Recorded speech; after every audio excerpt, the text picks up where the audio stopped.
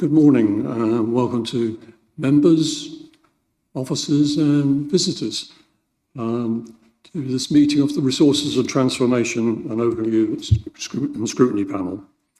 I am Councillor Alan O'Sullivan, Chairman of the panel. Please note that this meeting is being broadcast live on the Council's website and on YouTube. It will remain available for a minimum of 12 months. Could you please switch your mobiles off to silent, please? If the fire alarm sounds, please use the nearest fire exit and go to the assembly point in the car park. Members are requested to introduce themselves during the meeting, if not already introduced by name. Apologies? Yeah, we have apologies from Councillor Dunning, Chairman, and the substitute is Councillor John Adams. Thank you. Item 1. Members, can we please approve the minutes of the meeting held on the 23rd of January? Thank you. Item 2. Any declarations of interest relating to anything on items on this agenda? No? Thank you. Item 3, any public participation? I don't think there is. We'll move on to the main events and we'll start with item 4, which is the Corporate Peer Challenge and Action Plan. Over to you, Rebecca. Okay, so Rebecca Drummond, Assistant Director for Transformation. So thank you, Chairman. Good morning, members. So the report presents the LGA's findings for the December Corporate Peer Challenge. So the challenge itself took place over 3 days, included more than 40 meetings, and the peer team engaged with over 130 people, which included staff, members, and our external stakeholders. So the feedback report is contained in Appendix 1, and it presents a really positive and objective view of the Council, its leadership, members, and staff. A significant outcome of the peer challenge is the opportunity to learn from others, and the peer team are from different authorities working in different professions, and the members represent different political parties. The other advantage is about receiving feedback on areas where there are opportunities for improvement. So this has been done in 2 ways in the feedback report. So the peer team have made 10 recommendations, which are reflected in point 8 of the covering report, and they also make observations and suggestions for improvement, which are embedded throughout the entire report. Appendix 2 presents the draft action plan in response to these opportunities for improvement. And it's worth noting that the devolution white paper was published after the peer challenge visit, so the action plan is framed in this new context. One of the key recommendations of the peer team is for the Council to consider the capacity it needs to deliver on the corporate plan priorities. And this has become even more relevant in light of local government reorganisation. So Appendix 3 sets out an initial view of the prioritised key deliverables in this context. The report also notes that it's going to be really important to keep this under review as future demands arise. In terms of next steps, we're required to publish the action plan within 5 months of the visit, which is by the 12th of May this year, with a follow-up review within 1 year, and it's likely that this will take place early November.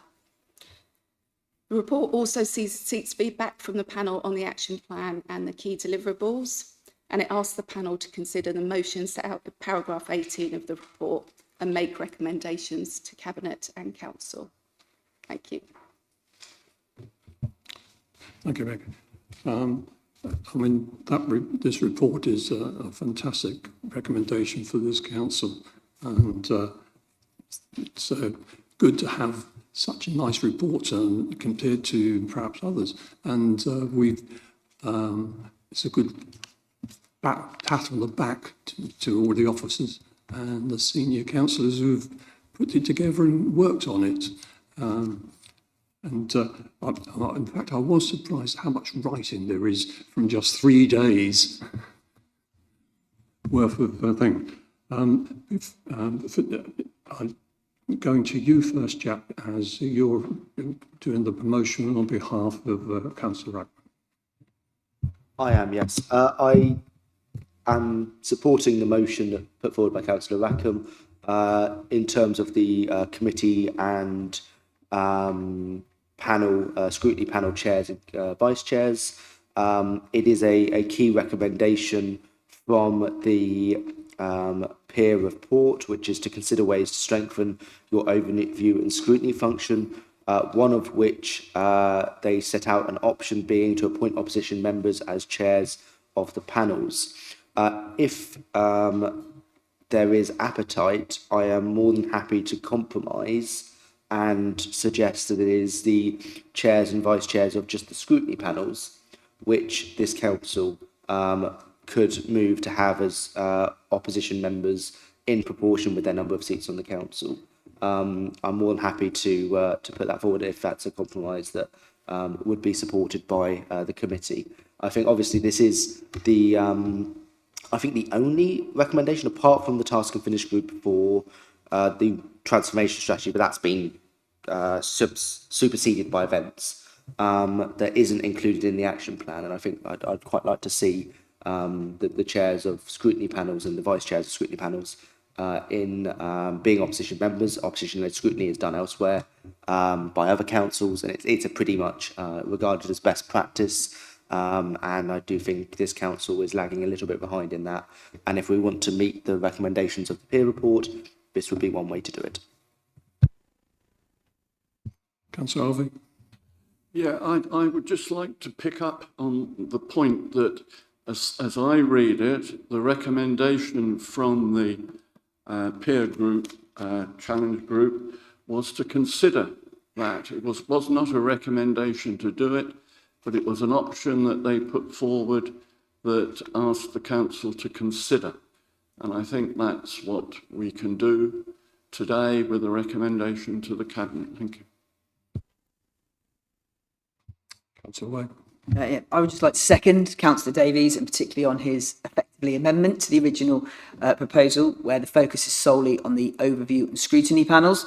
I think that's fair, and because obviously with scrutiny being strongly referred to in the peer review, surrounded by lots of other positive representations of this council, I think it will be a good opportunity for us to just cement our position as a council that holds its own self accountable, that reduces any risk of effectively marking our own homework, and allows that we are truly scrutinise every core decision within the council, like similar ones to do. You know, we as opposition members can see that so much positive came out of the peer review and that it's highlighted, and we completely concur with it. But I do think that overview and scrutiny can sometimes fall upon, whether unconsciously or otherwise, when you have only the majority group taking those positions, that it's not always going to be asking the questions the community want. And we just feel that it will be a good way for the rest of the council to completely be transparent, particularly of the next few years going forward as we move into whatever the future holds. A good opportunity for us to just analyse all the core decisions and ensure that we are making sure we are open to the public as possible and holding everything to account. So I concur with the amendment by Councillor Davies. That's just solely for the overview and scrutiny panels. Thank you. Any other speakers? Councillor Davis. I will say it's not just mentioned once, it's mentioned throughout the report about opposition-led scrutiny. And it's quite clear from the report that the recommendations or the peer review team were quite clear that actually opposition-led scrutiny is best practice, is the way to do it. And I think the heading being consider is possibly to give wriggle room to the council to say no, which I would disagree with, and I think that's actually not fair. If you're going to have a effective scrutiny process, you need an opposition-led scrutiny process. It doesn't mean the committees, such as the audit committee, which Councillor Alvey chairs very well, would not be affected. It would be just the scrutiny panels, like housing and communities, to make sure the council's making the right decisions. I'm sure that should we end up in a situation in where you have a change of political leadership, it would be sensible to have the exact same, regardless of which political party is in charge. So I would just urge all councillors to not think politically, but to think more about actually the good governance of the council.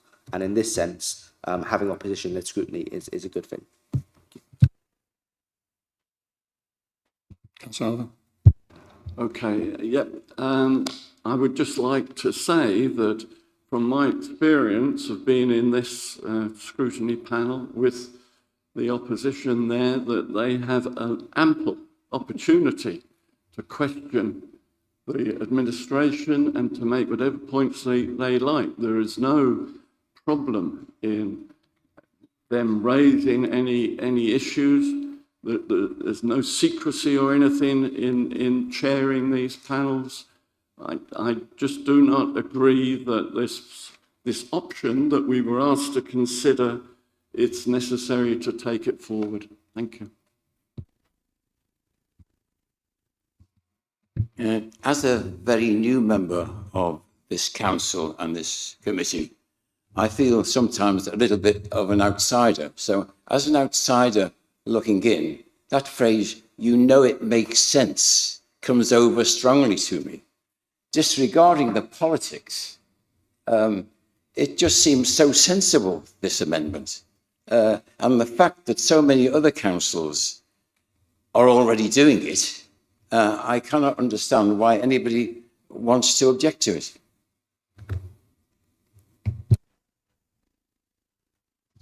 Councillor Wade. I just want to make the point that also scrutiny chairs and vice chairs, as I understand, do have an existing relationship with officers. They'll have meetings with officers to prepare for the meeting. Councillor O'Sullivan will do a lot of work prior to this meeting, and he'll ask questions, so he can come in and be an informed chair, such as Councillor Clark and Ripon Swain, and therefore that's sort of another opportunity where opposition members, if they chaired the overview scrutiny panels, would be able to have that scrutiny and ask the questions and be involved.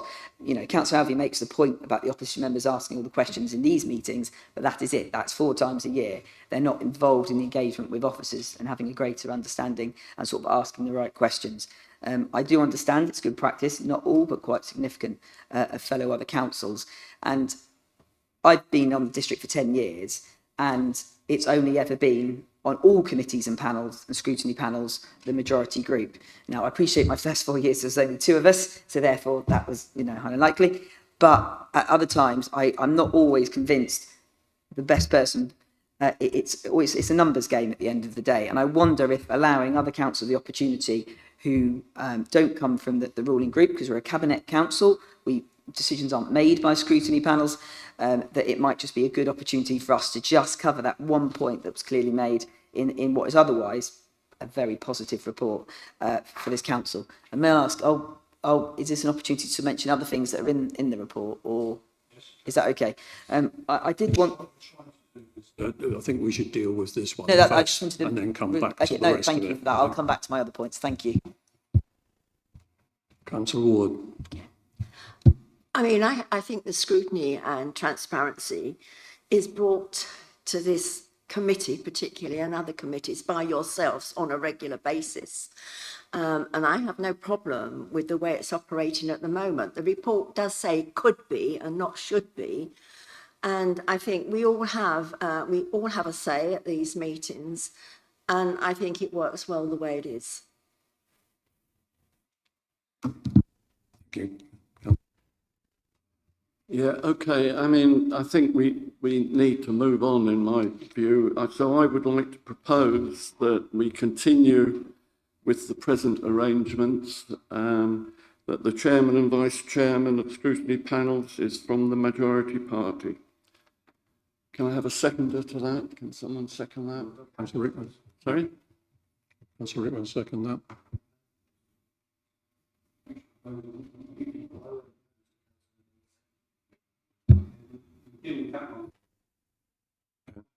From Councillor Davies. Okay, we'll just have a couple of more speakers before we go to the vote there. So, I mean, obviously we'll go to vote on these proposals, but that's also the concern that I have, is that yes, we'd come up with a counter proposal for opposition members, but the counter proposal that's solely from the group going forward for however long we have as a council is effectively saying that it won't be a democratic vote when we come to the meetings, when we do the annual review for the next 2 years, I think we're having left as a council. I don't know, who knows.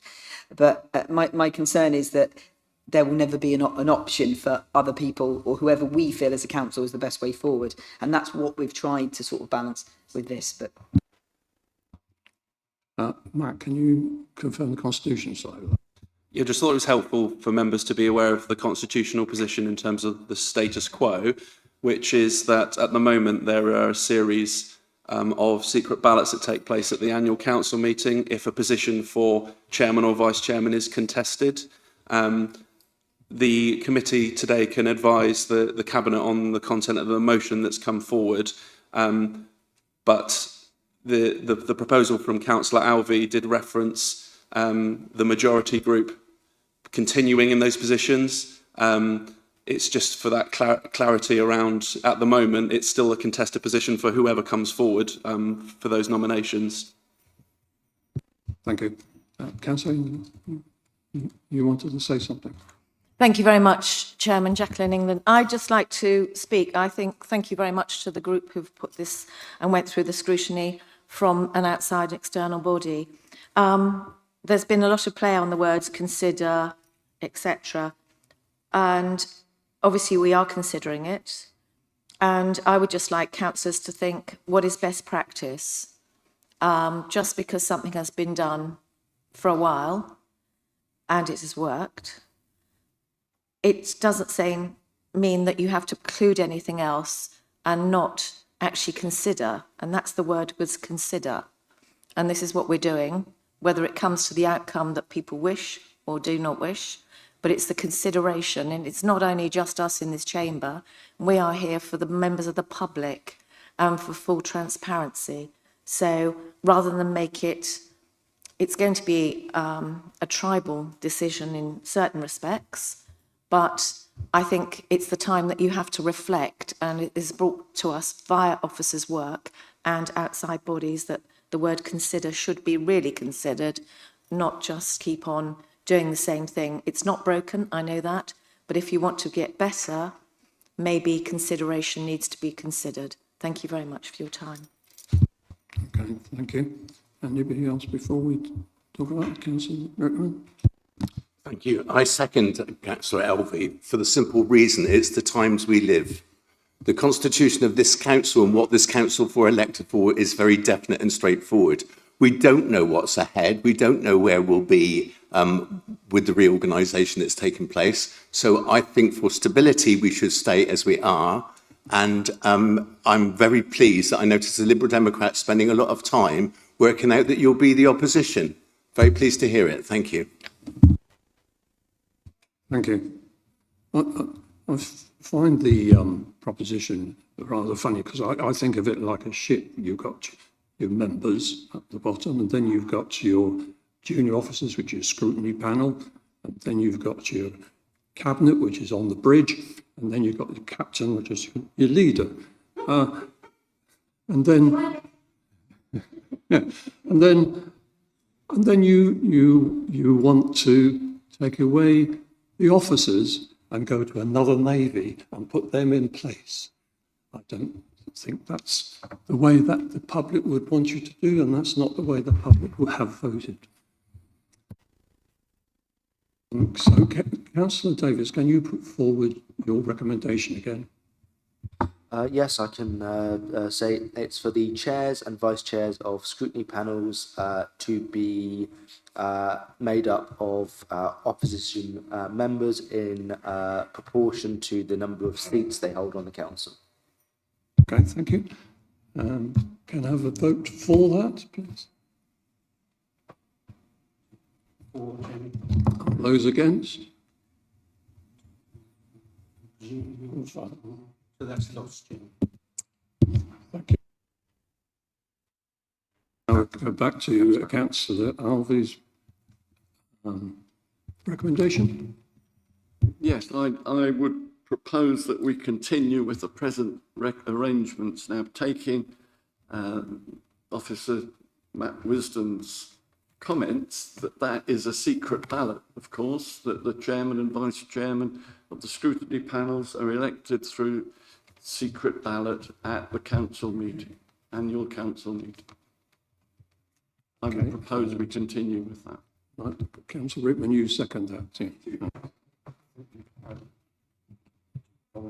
We've had the talk on that. I think we're down to voting on Sorry, it. but in terms of the vote, why is there a need for a vote on just keeping it the same?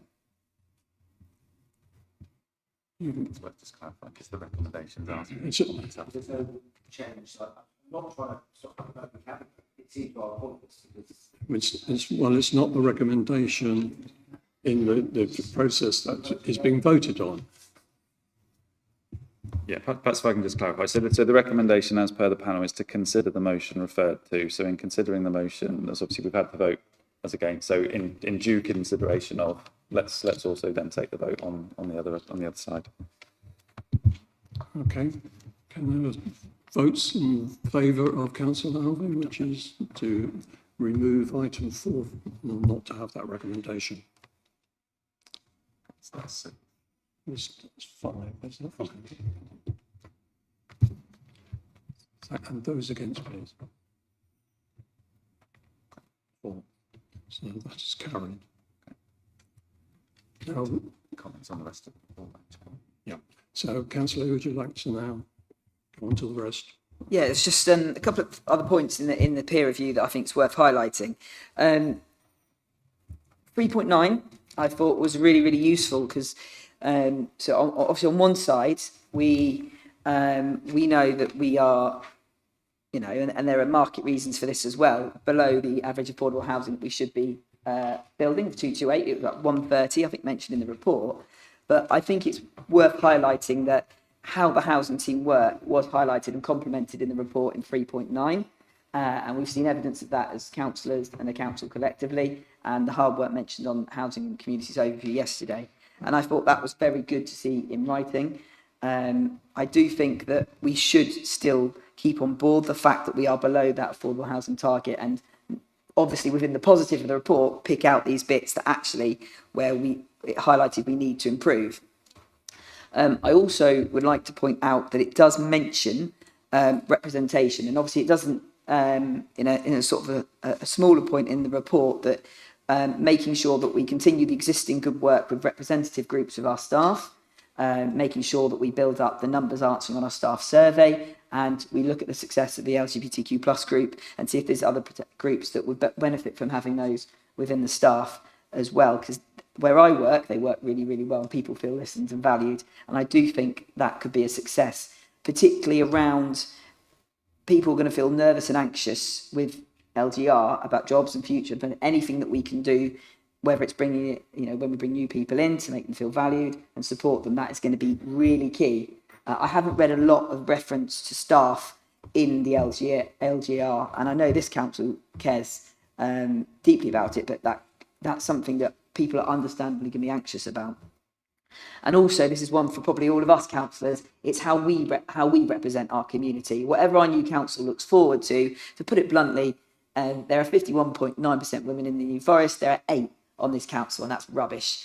Age-wise, I turn a particularly big birthday soon, and I'm the 3rd or 4th youngest councillor, not good enough, not enough parents. And are we really representative of the people we represent? Are we all collectively getting the right candidates to come forward? And are we truly, understanding the people that we represent? Because we're all collectively guilty of this. I'm not blaming anyone, but we aren't representative of the district really. And we might have female chief executive, female leader, lots of fantastic officers, but from a council perspective, we've got worse on that. And I'm deep, and I just want to make sure that we're doing our bit to make sure that people think they can be a councillor and not just look at the same old faces. And that is mentioned in the report, so that's something to consider.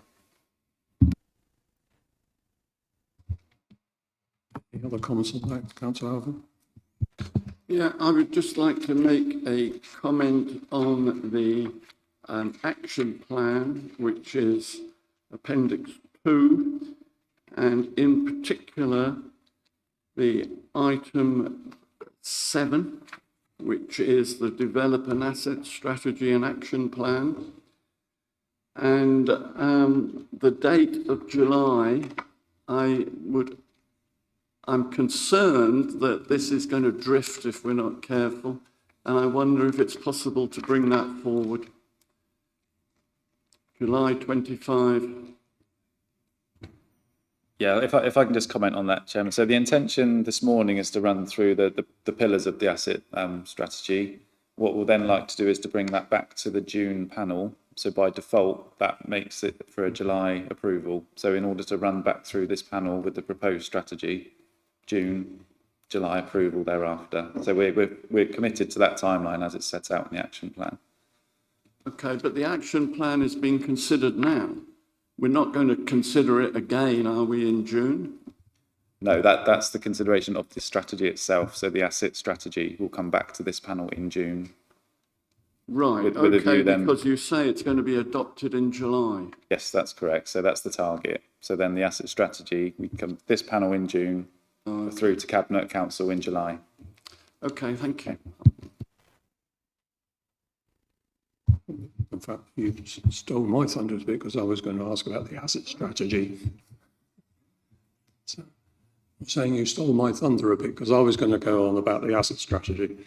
I mean, the other one of the recommendations in there is that we should celebrate more of our achievements, and I think we need to do more of that, not only externally to the public, but also internally to everybody, whether they're here or in one of the offices or in the depot. I think that's a good demonstration. Any other, yes, Councillor Woods? If we're discussing the action plan, I'm interested in action number 4, especially since I'm a new member of the Overview and Scrutiny panel. There's an action on training here. What will that look like? When will that start?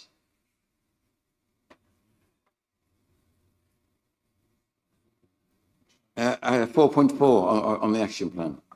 Matt, can you comment on that?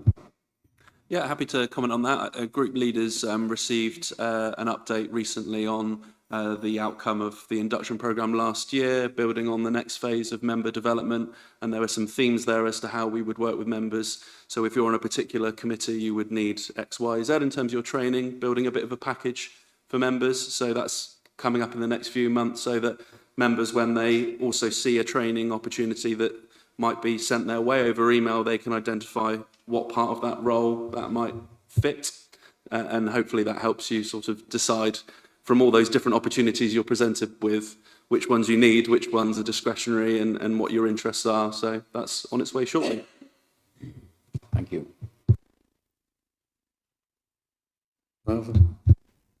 Yeah, I'm sorry, but going on then to Appendix 3, which is the corporate plan priorities, I am concerned to see that the place, shaping our place now, the A326 upgrade is, if you like, appears to be downgraded as far as the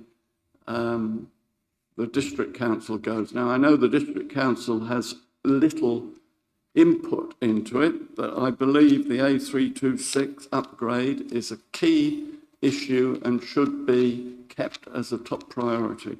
Thank you. You want to come on that, Kate? Yes, hi, I'd speak on it because James Carpenter's on leave. So I think that Amber, in terms of proportionate response, was looking at the priority for our resources and bearing in mind it's not saying we're not going to progress all the activity that we are doing behind the scenes with the county council, with the Freeport and with the landowners, but it's not, I think it was recognising when we reviewed the list that it's not, because it's not in our gift, it's not a full green, so hence the amber, but absolutely we are still working with partners. I think there was a meeting last week that Councillor Davies attended with stakeholders to look at the funding for the road. So we're still actively involved in the development of the scheme and the support for it. Okay, I mean, I just feel that it sends a message, if you like, that it is not one of our priorities now. And I realise the district council has little input into this, but I would like us to make sure we keep the pressure on Hampshire County Council and any other funders. I guess that's helpful feedback for when this goes to Cabinet in terms of if that's the view of this committee, that's your feedback. Thank you, Councillor Wade. But certainly the view of the other person who uses the A326 every day, Councillor Alvey, I completely agree with you. Yes, I'm completely on board there, Alan. My question is around number 5, town and parish councils. I suppose my only request is that is very much a two-way relationship, because there are lots of concerns with town and parish councils, particularly my parish council, that a lot will be effectively hoisted upon them without funding or support, and a lot of the challenges will be brought down to, you know, what will happen to what will be the rules about council tax, how much additional funding, staffing, what resources will be existing resources, or very tight budgets will be impacted. And if there's a community asset transfer policy, how will these town and parish councils be supported to be able to maintain and manage them without impacting their existing need, and that continues to be a two-way understanding between the council and town and parishes. I do welcome the increased engagement, and I do know that there isn't a lot of answers in the local government reorganisation reference to town and parish councils. It's as if they barely exist. So I do appreciate the challenges there, but that has to be a two-way relationship. Thank you. Okay, would you like to come in?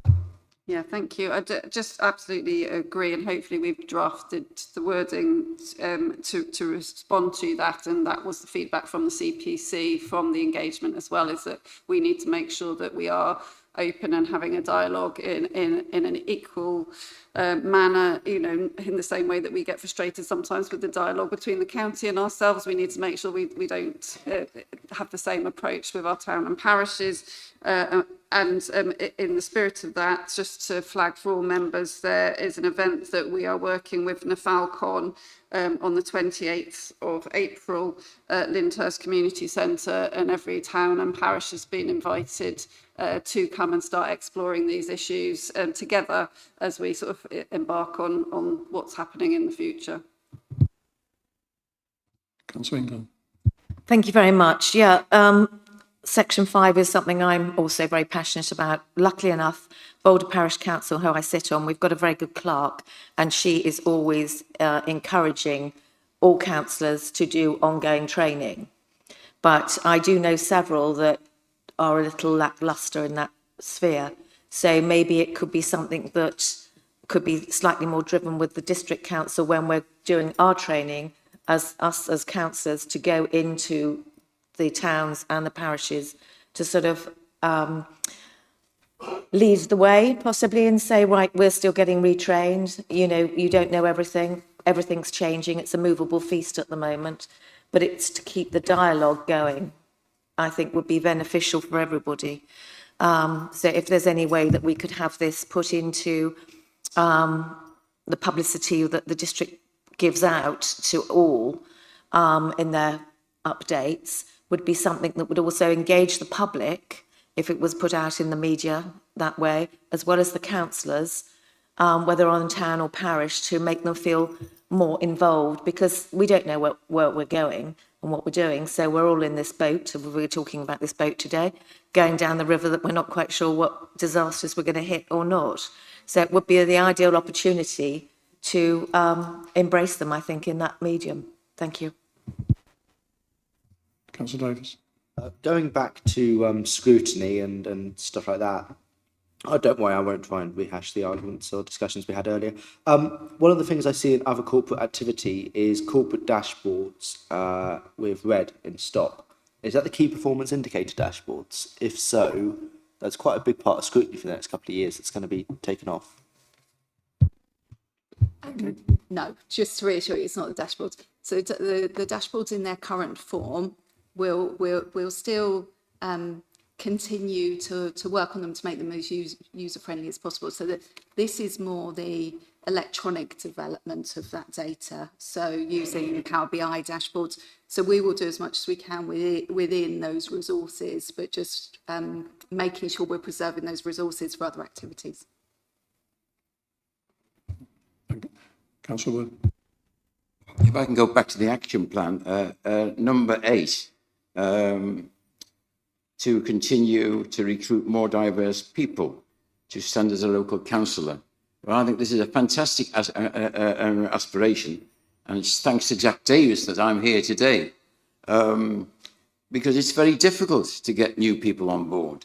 And I'm going to ask Kate how she's going to propose to do this. Is it by media advertising, or what sort of methods will be used to try and to encourage diverse people to join our council, stand with the council? Hi, I mean, my name is next to it because we haven't put down members as responsible for these actions. However, you see the action is for political group leaders to consider. That's the first sort of point, as was made earlier. It's something for all of the political groups to think about. There is resources, you know, through the LGA and I'm sure through your own political associations around improving engagement and diversity. I think that the point that we would look at when we come up to the next round of elections, we don't know when those elections are necessarily going to be, but I think there are things that an elections service can also do in a very neutral way to facilitate broader communication around the opportunity to stand, but that is not stepping into the political sphere. So would that be more of a media emphasis, possibly, or? Yeah, so sometimes if there's enough capacity in an elections team, although sometimes ours has been very stretched, you can do more proactive, you know, you could set up briefings, for example, for any interested councillors. Sometimes we've done that, sometimes we don't have the spare capacity, but that's the kind of thing we can do to just make sure that people understand what the role is. And that might be really important next time, because the role might be quite different if the elections are for a different council. Thank you.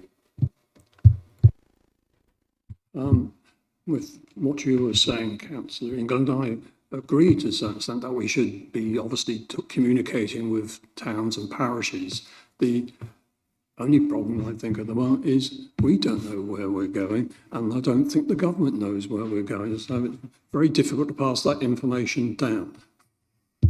Yeah, thank you very much, Chairman. I appreciate that, but this is the time I think that we need to, whether we're seen as a higher level or a lower level as a parish council, is us to actually have conversations. We're all in this, you know, flux together. And this would be sort of like an us and them, and it's basically to make sure that the councillors that we've got don't feel disenfranchised and are kept fully informed as much as we know as we take this passage forward, or this journey. Thank you. Councillor Davis. Yes, on the subject of town and parish councils, obviously I do technically have an interest here, I suppose. But in terms of town and parish councils, I know that a lot of officers at town and parish level are very anxious about the kind of the services that they might have to take on or whatever, and the assets they might have to take on. So I know obviously you've got July as the date at which you're going to start engaging with town and parish councils, but actually, couldn't you start now by asking town and parish councils what they might be interested in, rather than having it a case of going in July and saying what you would like them to do? I think starting that now would then almost help shape the council's own decisions in July. I think that might be the sensible option. But I just think having an engagement now makes sense, because obviously July is still, 4 months away? There's going to be a lot of speculation, a lot of anxiety, and if you leave a big gap, things will come into it. Okay. Yeah, thanks. I think I did just say that we've got an event for all town and parishes at the end of April, so we're not leaving it to July. I've also met with invited all of the clerks 2 weeks ago, and that was a well-attended meeting. So I think, you know, we absolutely understand that people are concerned now, and that's our commitment, is to sort of step up our engagement. The report you'll notice tonight at council also outlines an approach to engaging which would be resourced as part of LGR. So I think we've kind of, you know, got on it quite quickly and are ready on the front foot to do that engagement. Thank you. Also, all the councillors here are connected to all the town and parishes council. So when they go back and do the reports, they can give updates on where we are. Anyway, I think we've reached the end of conversation on this one. So I'd like to go to the recommendations on page 5.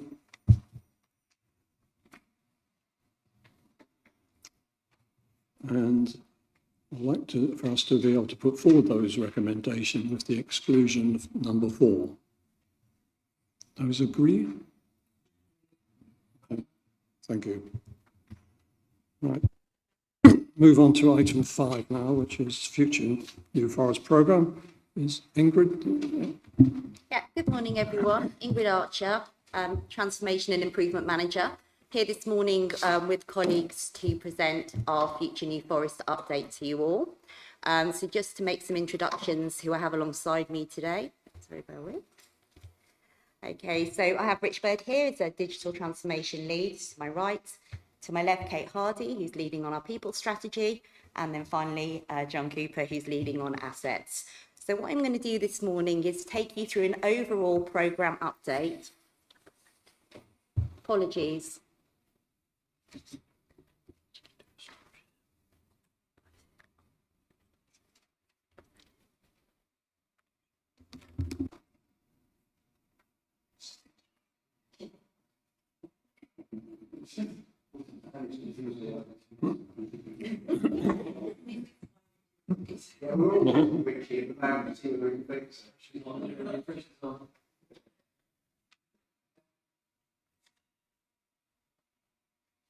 Apologies, thank you for bearing with me there. Thank goodness I have Rich next to me. As I sit back up on my points, so I'm going to take you through a kind of overall programme update very briefly, and then immediately pass to colleagues who are leading on some of that strategy work for them to give you a more detailed update on the streams that they're leading, and then we'll be taking questions at the end if that works this morning for the room.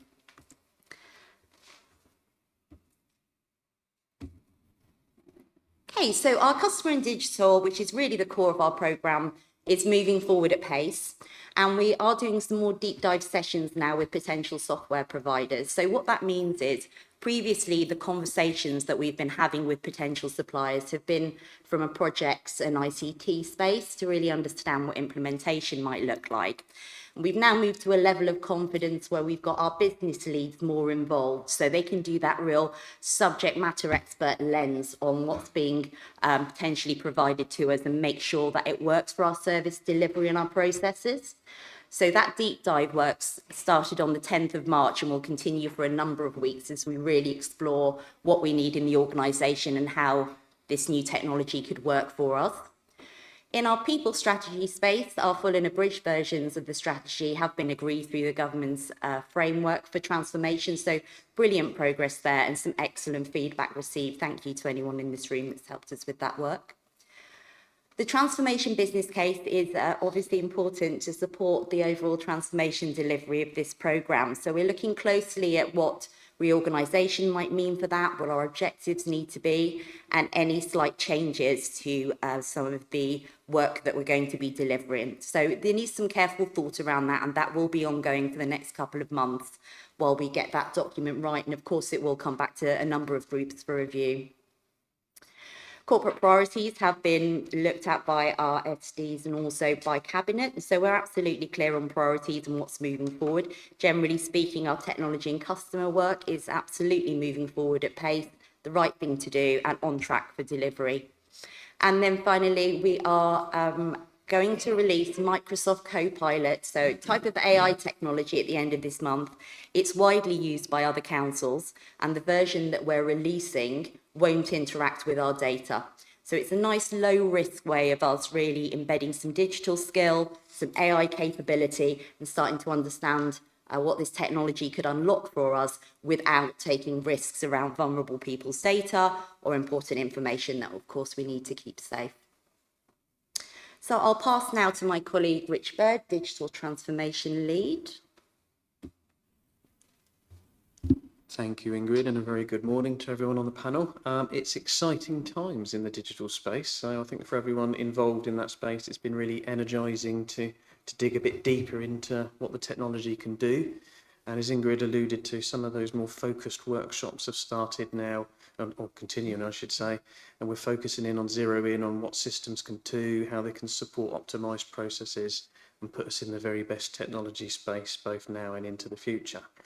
There's been more engagement with internal teams. We've been talking to other councils as well and looking at what best practice could look like and understanding the market further. So across all digital projects, really positive movement, really forward momentum, understanding further, continuing that focus and asking that all important why question as well. So we're focusing our efforts in the right way. So just to highlight a couple of things in our customer first project, as I said, progressing well in that discovery phase. Data, we continue to explore what does good data look like across our systems and bringing those data elements together into one succinct view. We're working towards exploring that technology just a little bit further to get ready for procurement, and I think it's important to highlight the great collaboration that's going on as well between all teams. That collaboration's bringing all the good lenses across all our different digital projects. And later on in today's agenda, Kim and I will be talking a little bit about the new digital strategy as well, which helps support the delivery of these new projects. So again, good forward momentum, positive progress, and really energising and exciting to see how technology can support us moving forward. So that's my piece over, and I hand over to my colleague Kate, who's going to talk about people and capabilities. Thank you. Hi, thank you. So I've been working really closely with our HR team and engaging widely across the organisation on our people strategy, and I'm really pleased that it has now been approved by the HR committee last week, and it's now going to the Cabinet on the 2nd of April, so that is almost at the point of final approval. And it really it focuses on 4 themes of strong roots, grow, connect and empower through everything that we do. And the delivery plan is a 2-year delivery plan, which has been kind of reduced and accelerated in view of devolution and local government reorganisation, with additional resource to support that acceleration of that work. As Ingrid mentioned, we've also produced a kind of more abridged, engaging version, which brings it to life for our staff, but also for publishing on our website to support kind of recruitment with potential candidates. To support the implementation, we are currently recruiting for 3 roles, and one of those is specifically around engagement. So it actually picks up on the points that were made earlier about internally, following on from the peer review, about recognition and celebration for our staff, and also inclusion, particularly thinking around our culture and values and behaviours. So that will be approved in April, but we are already starting delivery of that plan. We're not holding back. So a couple of things that we're already working on. The transformation team have been supporting the HR to look at the recruitment process and some improvements and efficiencies that we can make there. We've done some initial change workshops with our change champions and leadership team as a bit of a pilot. I'm starting to think about building a change toolkit for our staff. We've been working on our behaviours framework to bring our values to life. So these are in development. We've done some engagement with our change champions group to explore what that needs to look like and how we can use that. So that's happening at the moment.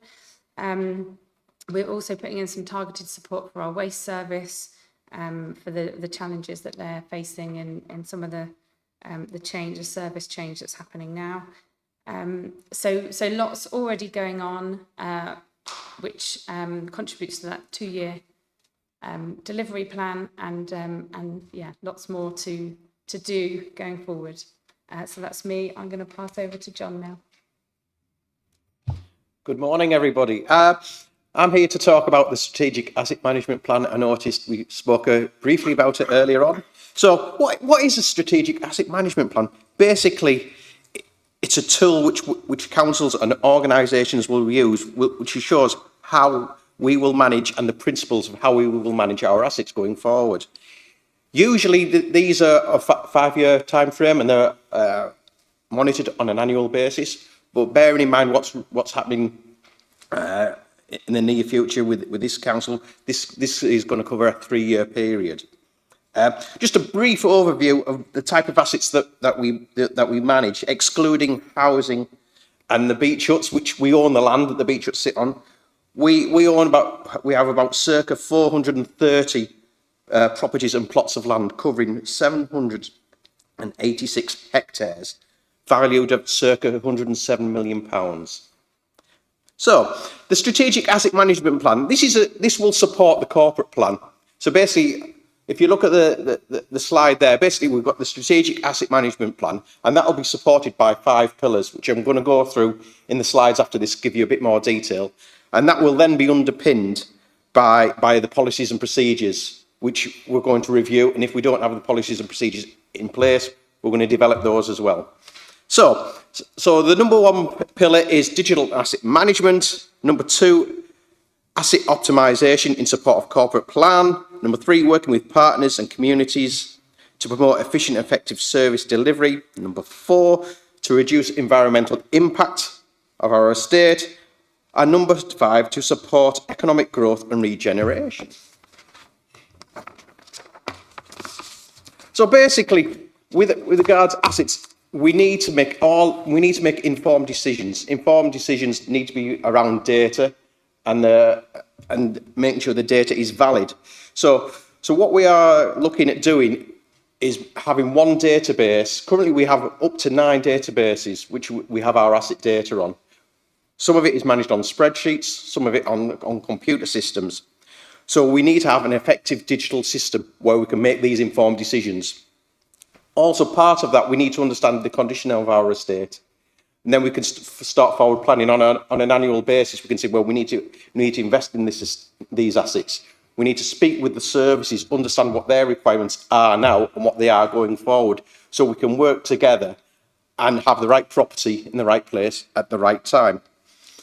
So if you could, also these systems, we will actively monitor our performance of our estate, and that's really important with regards energy utilisation, how compliant they are. These systems will automatically generate these reports. Currently, a lot of this work is done manually. Okay, screen 2, asset optimisation. So basically, what we want to embed is a culture of asking why.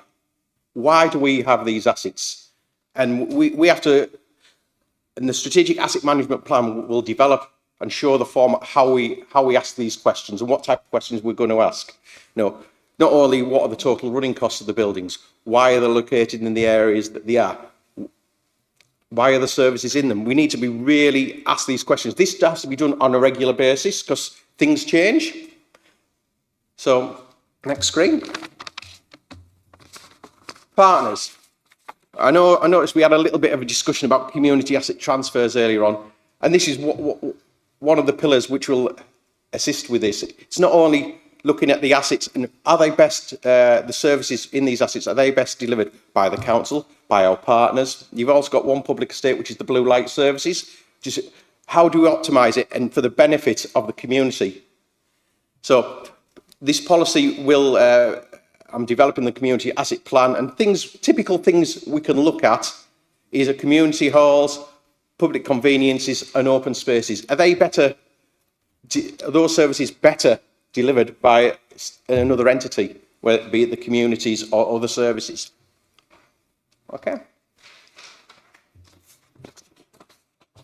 Reduce environmental impact.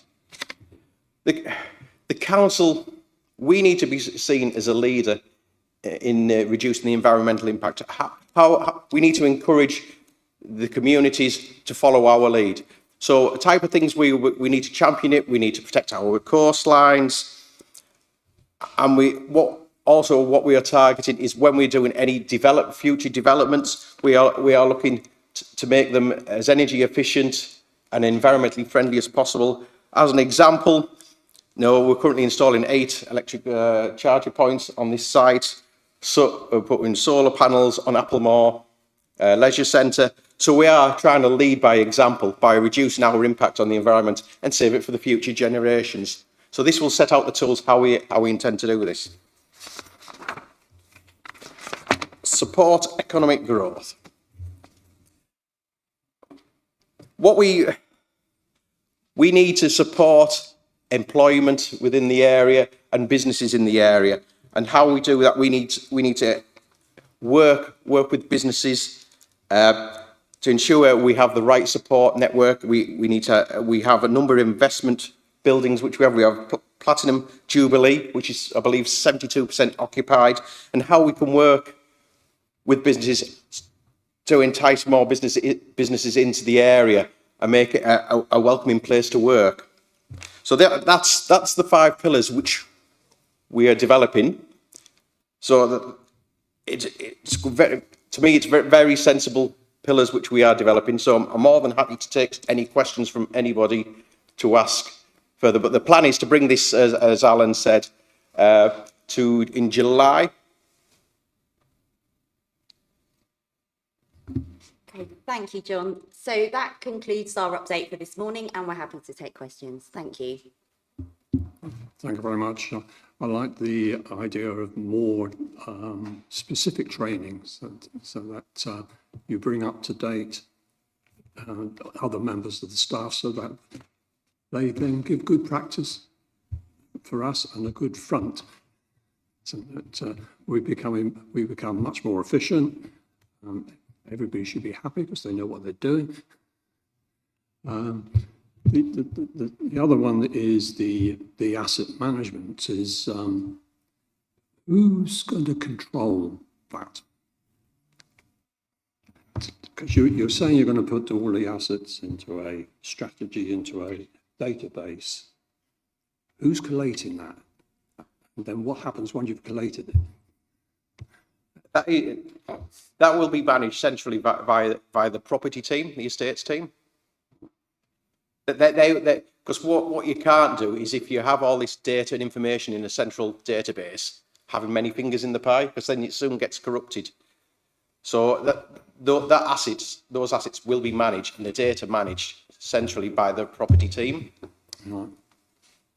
And then I presume EMT will decide if we need to dispose of anything. Or... Yeah. There's, as I said, the policy will be underpinned by policies and procedures. For example, disposal policy. What will be the process if we identify an asset which no longer meets the requirements of the council? What will the disposal process be? And what's the governance you have to go through? Okay. Councillor Wade.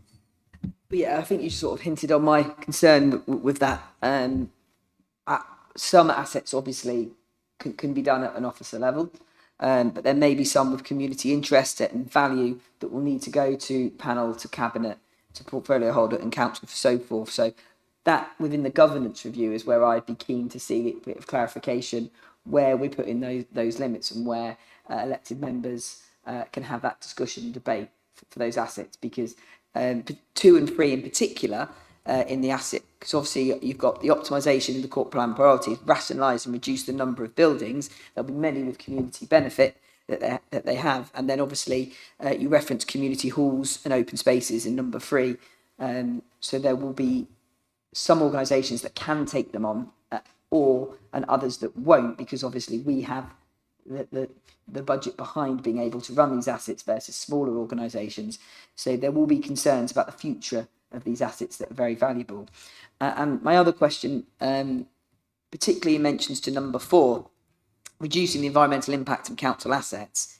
You mentioned the climate, the coast, but will that have any counterpoint with the fact that coastal partnership, coastal strategy and the fleet strategy are sort of being downgraded in the KPI action plan? Because I know I should have mentioned that at the last point, my apologies, but they're all in red now, and that seems to counterpoint some of the bits that are mentioned within the assets and what we want to do to try and sort of prioritise. Thank you for that. With regards, going back to your community asset transfer, I've been involved in a number of community asset transfers, and I think one of the key things what we need to ensure is, if an organisation is taking an asset on, that they're a suitable business case, financials, they're aware of what they are taking on, and they have the capability to manage that asset. So that is part of the governance and the process which I am developing.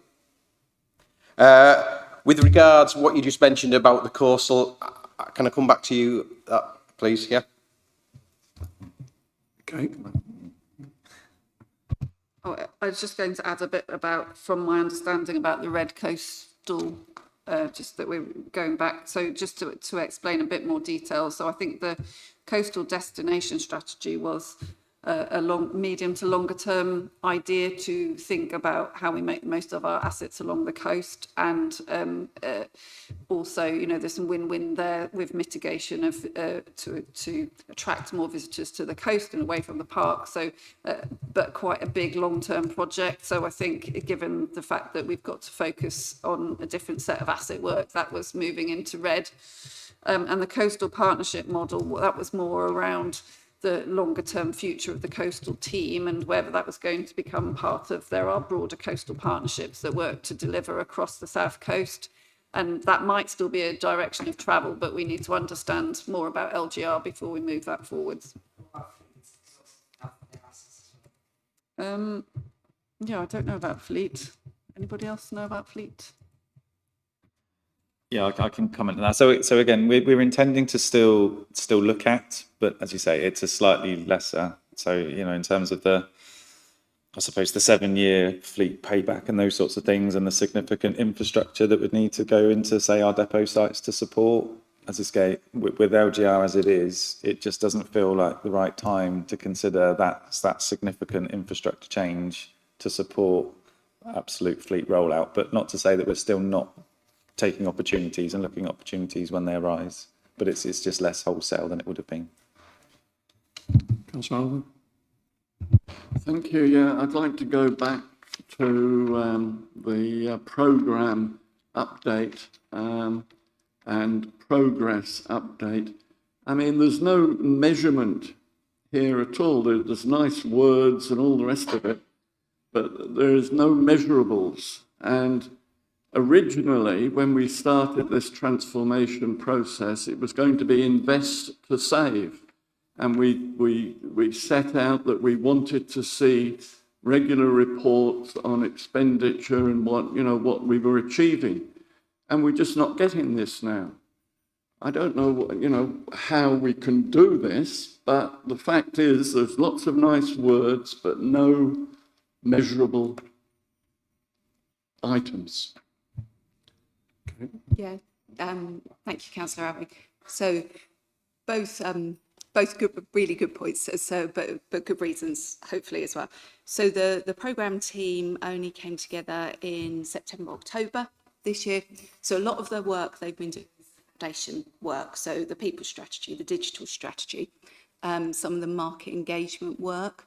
So a lot of the budget is in for 25-26. So you'll see the budget in the 25-26 budgets and more regular reporting on the financials.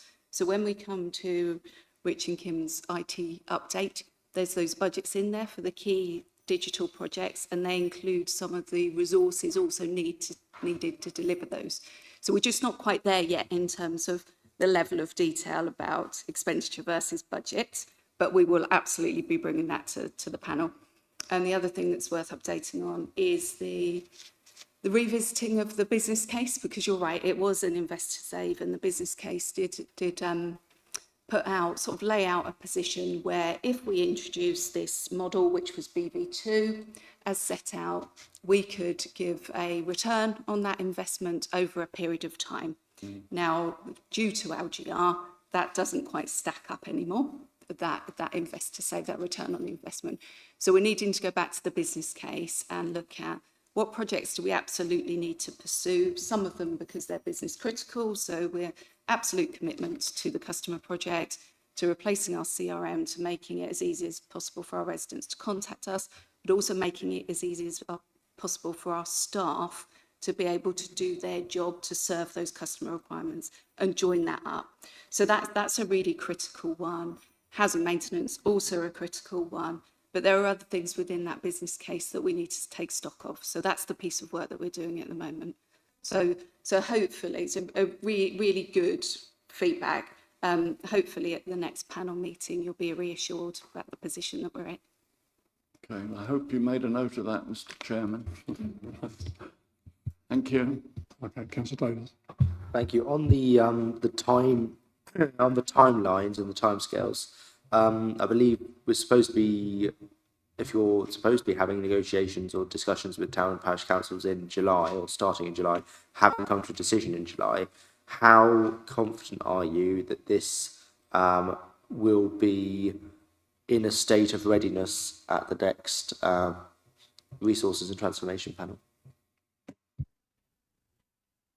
Is that specifically on assets?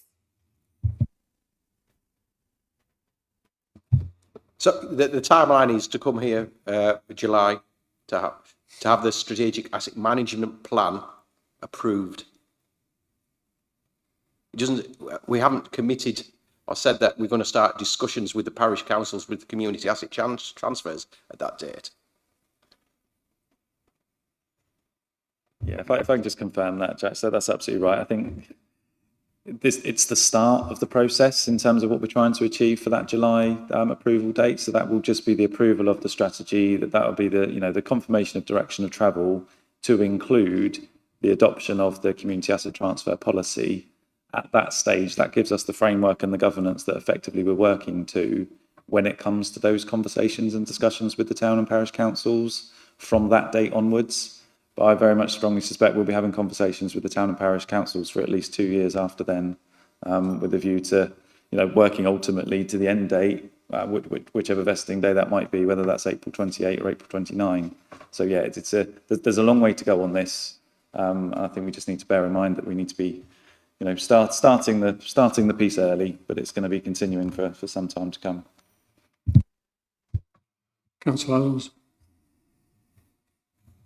I just actually talking about this is quite fascinating. But being new to this area compared to another county, I was surprised, for example, to see town halls not necessarily bought freehold but being leased. Is this part of a sort of methodology, or will you look at getting regular usage of freehold properties rather than leasing them? Like yourself, I'm new to the area as well. And part of the number pillar 2, which is optimisation, is asking these questions. One of it, is it freehold? Is it leasehold? And that'll start informing the decisions as well, looking at the long-term plan.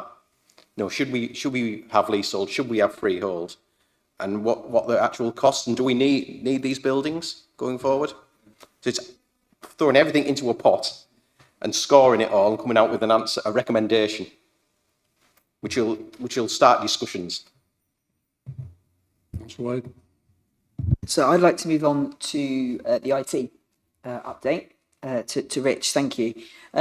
With the investment and the changes that we're going in and moving into Windows 11, because obviously you put 2025 to 2028 for the digital strategy, are we engaging with possible future partners to understand their direction of travel with IT investment? So when the inevitable happens, we don't then have a incompatible systems, incompatible process that completely derail and impact service transition. And are we picking services and systems that can easily adapt? Because that unfortunately will now be a consideration. And I have a very, very pedantic point, is that in our digital strategy, do we have something that we can create that creates sort of a warning when we have an engagement with a member of the public that escalates it up? It was something that came up in housing communities yesterday within the domestic abuse strategy. It was where... Councillor Wade, can you talk to the mic? Sorry, my apologies. It's basically something that warns or escalates the customer service operative that there's data that cannot be shared with this individual for sensitive reasons. I won't go into detail. It was just something that I thought from an IT perspective could be something for us to consider on, because we will have people engaging with us on sensitive matters. But the prior point is something that I think with LGR, and could you put 2028, I don't know when the council will change, none of us knows. But I think that's going to be something that we're going to have to consider with regards to our investment and systems we use. So, Thank you. I'd just like to go back to this asset transfer policy that we talked about, and with the proposal that it'll come back to this panel in June this year. I was very concerned to hear the time frame that Mr. Bethune mentioned. I mean, there is a concern that this transfer process will be halted once we get the mirror unitary authority in place. And there is a strong wish, I believe, in the towns and parishes to get this process completed as soon as possible. Now, I would like to see the policy, when it comes forward, has a programme in it, a time frame for completion.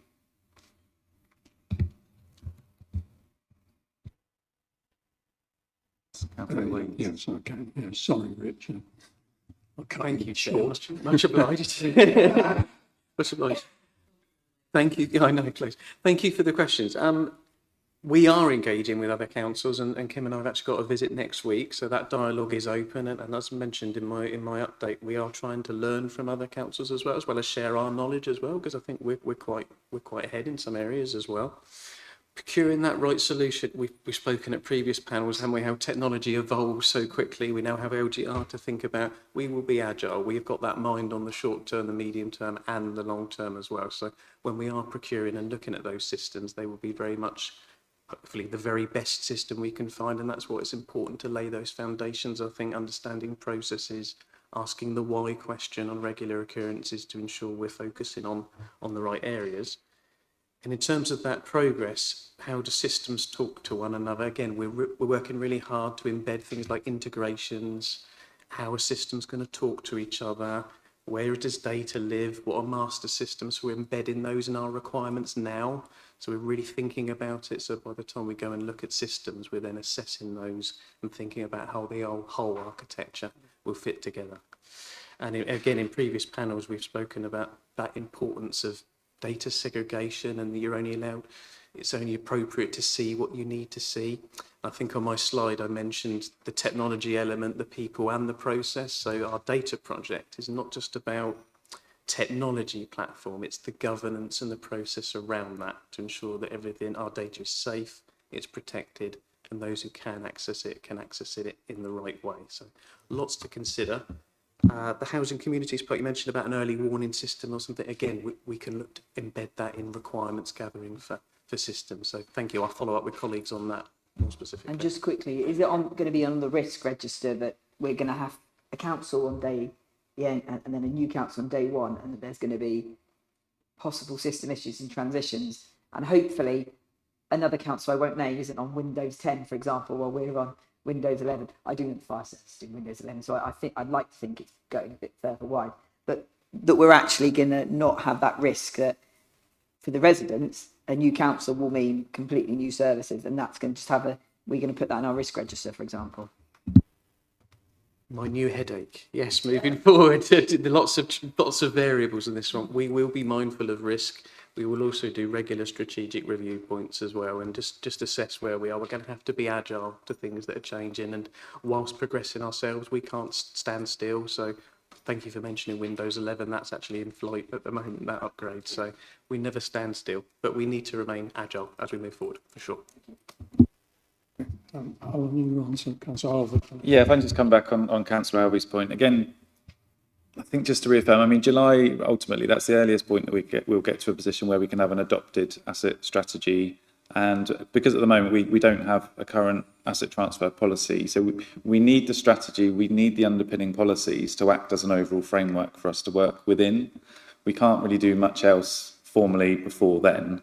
But obviously, as Kate's mentioned, we've already got a meeting scheduled at the end of April. So we're already going to start those conversations and start to get a bit of a flavour and a bit of a sense working with our town and parishes.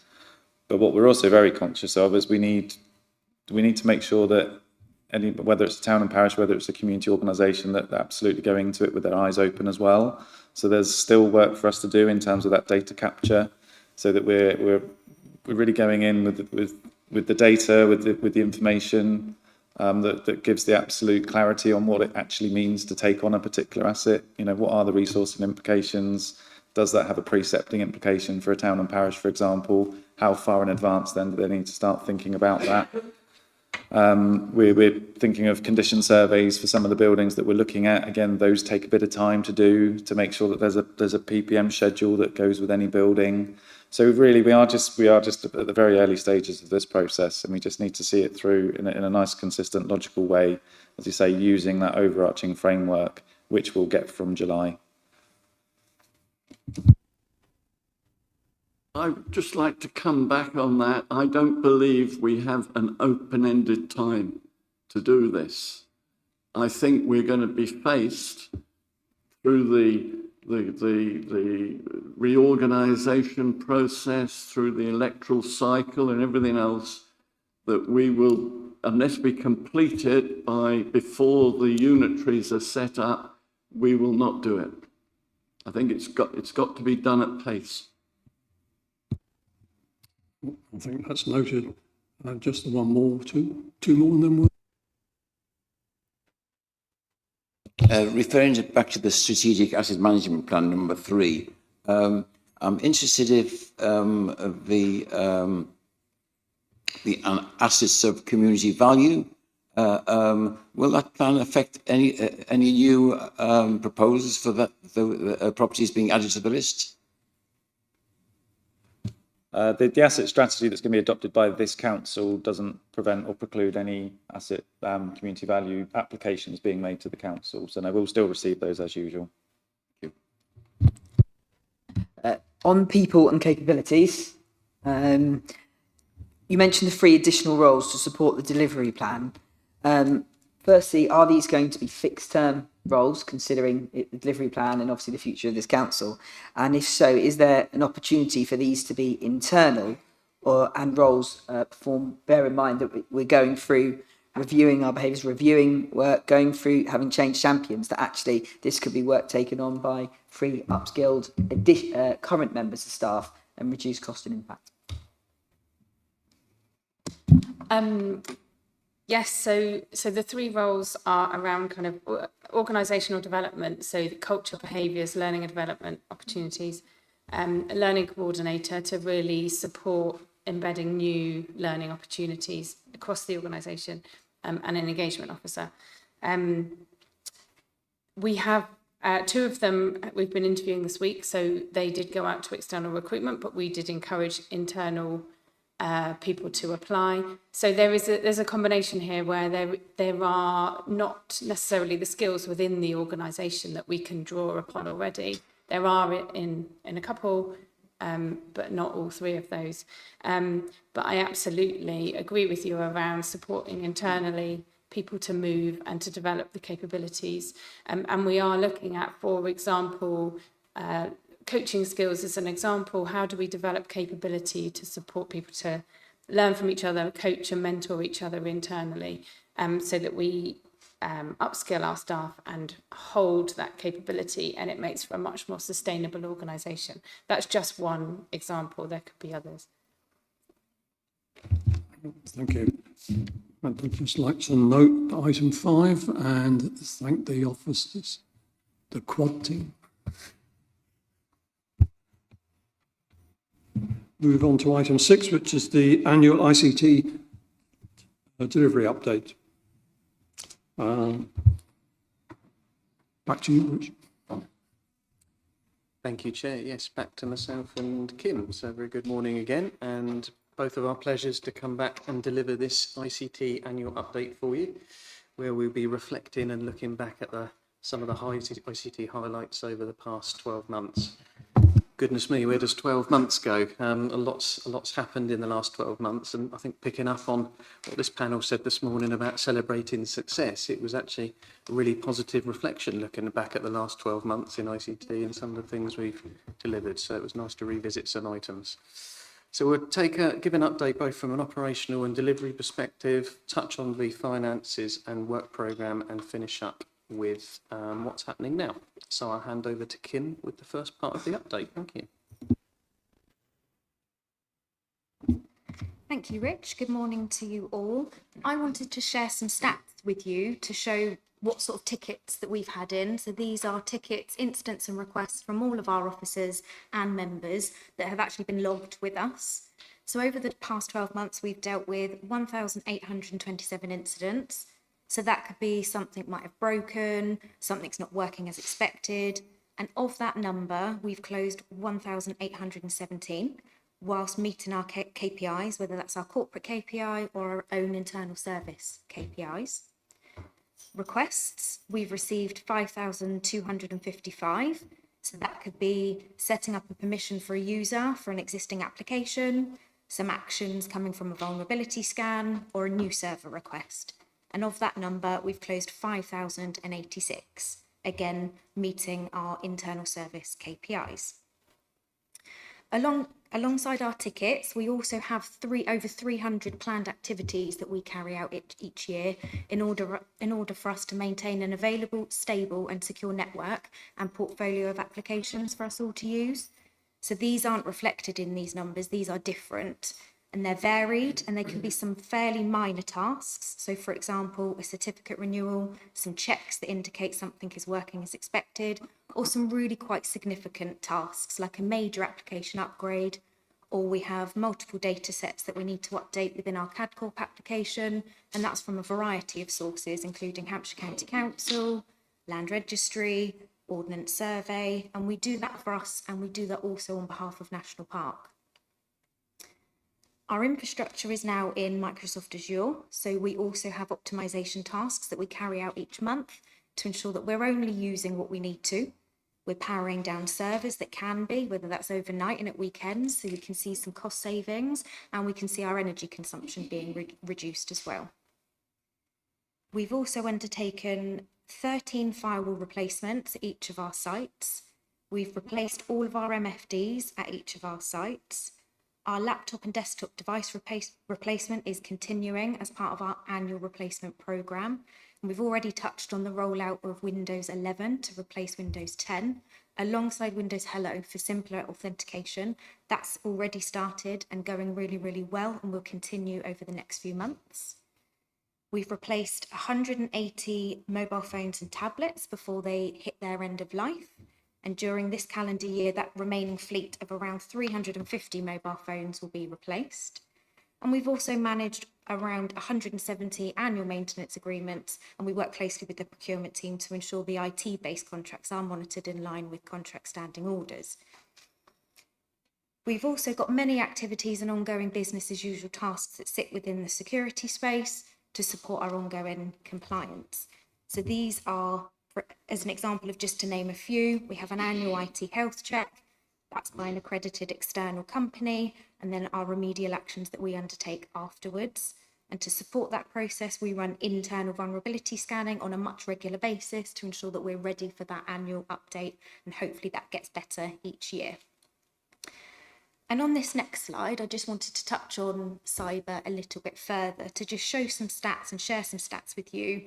And the first couple are actually around the past 24 months, but it shows that our internet presence, what we've got online, that traffic has grown 122% in the last 24 months. So that's showing the amount of data that we're using and that we're seeing online equates to 132.62 terabytes, which is huge. And that's an indication of how much we are now accessing online and the importance of the security measures that we put in place with the presence being online.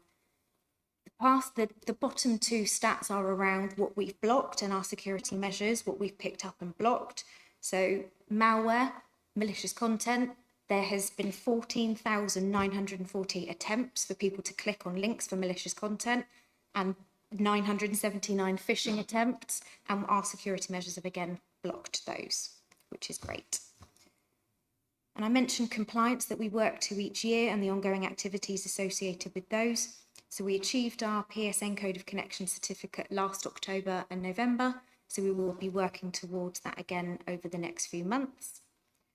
Cyber Essentials was achieved last March and April, so we're working on that now. And that standard's actually changed, and we've seen a change in scope with more questions to be assessed against. I think it's around 20 or 25 additions to that self-assessment questionnaire, with a slightly different criteria as well. So it seems a little bit more challenging at this time, but we're working through that at the moment. And each year we work with Ryan Stevens, the Service Manager for Revenues and Benefits, and Amanda Wilson, who is our Information Governance and Complaints Manager, to ensure that we're meeting all of the conditions set out in the DWP's Memorandum of Understanding. And that's to ensure that we can continue to access their data. And that happens around May, June time. And we will likely also be having an on-site audit with DWP as well at some point this year, to get that external verification and validation that we are doing what we're saying we're doing. And that's it from me. Thank you. Thank you very much, Kim. We're still carrying on. Thank you, Chair. Back to me again. Thank you. So thank you, Kim. Yeah, so just touching on, and Becky mentioned it earlier, touching on to the financials of the work programme. So our teams consistently work hard to drive value for money, and when we're purchasing from suppliers, we're mindful to spend proportionately, and hopefully these figures and variations show a really positive way in how we maximised our spend. So thank you to ICT and finance colleagues there for assisting. To address a couple of items, we did have a small overspend on our learning management system project, but that sort of alludes to what I said earlier about getting the right system in place for now and the future. You get what you pay for, comes to mind a little bit there. And we did have an overspend on replacing our firewalls, and I think this group knows the cost of goods and services has gone up over the last 24 months quite a bit, and that's where we just suffered a little bit with some increased costs of hardware. But all in all, very positive across the whole programme. We drove value well, worked well with partners, and maximised that spend. And again, it was mentioned earlier, as we move into the next phase of budgets, we have funding allocated for our digital transformation projects, and we will continue to be prudent and get maximum benefit from maximum investment. Talking of benefits realisation, spent some time extracting some of the benefits from those projects that we delivered over the last 12 months, and it's a really good list of deliveries, I think. So to pick out a few highlights, we brought on board a new learning management system, so improved reporting and new online training modules. We've been using now for just under a year our brand new intranet site based on SharePoint, and I found an interesting stat there where we consolidated 2,000 pages down into 200, so much more relevant and accessible content. We also introduced a new direct debit automation system where our residents can sign up for direct debits for certain areas and certain services, and we'll be keen to build on that in the future. So just under 2,000 online sign-ups already on that service. Kim mentioned our move to Microsoft Azure for our servers, so maximising a globally recognised provider there and all the modern features and security protection that brings. Panel members may be aware of the analogue switch off that's still ongoing, so we've been reacting to that to ensure our old internet lines are decommissioned and replaced with new up-to-date connectivity. We delivered 4 ICT services at our new Hardley depot, including high-speed Wi-Fi connectivity. And we use Microsoft technology almost on a daily basis now, but that has continued to evolve over the last year, including Teams Chat. We have Teams Guest available now, so we can collaborate over chat with other councils. And we continue to make use of SharePoint for file storage and Power BI for interactive dashboards. And as well as the sort of major projects, we also have initiatives that come in throughout the year that we're keen to try and implement. So just to highlight, we've recently gone live with a new email add-in for our legal team to help with case management, and that's going to save officer time. And also as well, we assisted with deploying the new broadband Wi-Fi down at St George's Hall for residents in that community to have online facilities. So lots of things to recognise and be proud of, and both Kim and I do thank our ICT team for all their hard work over the last 12 months to deliver those projects and work.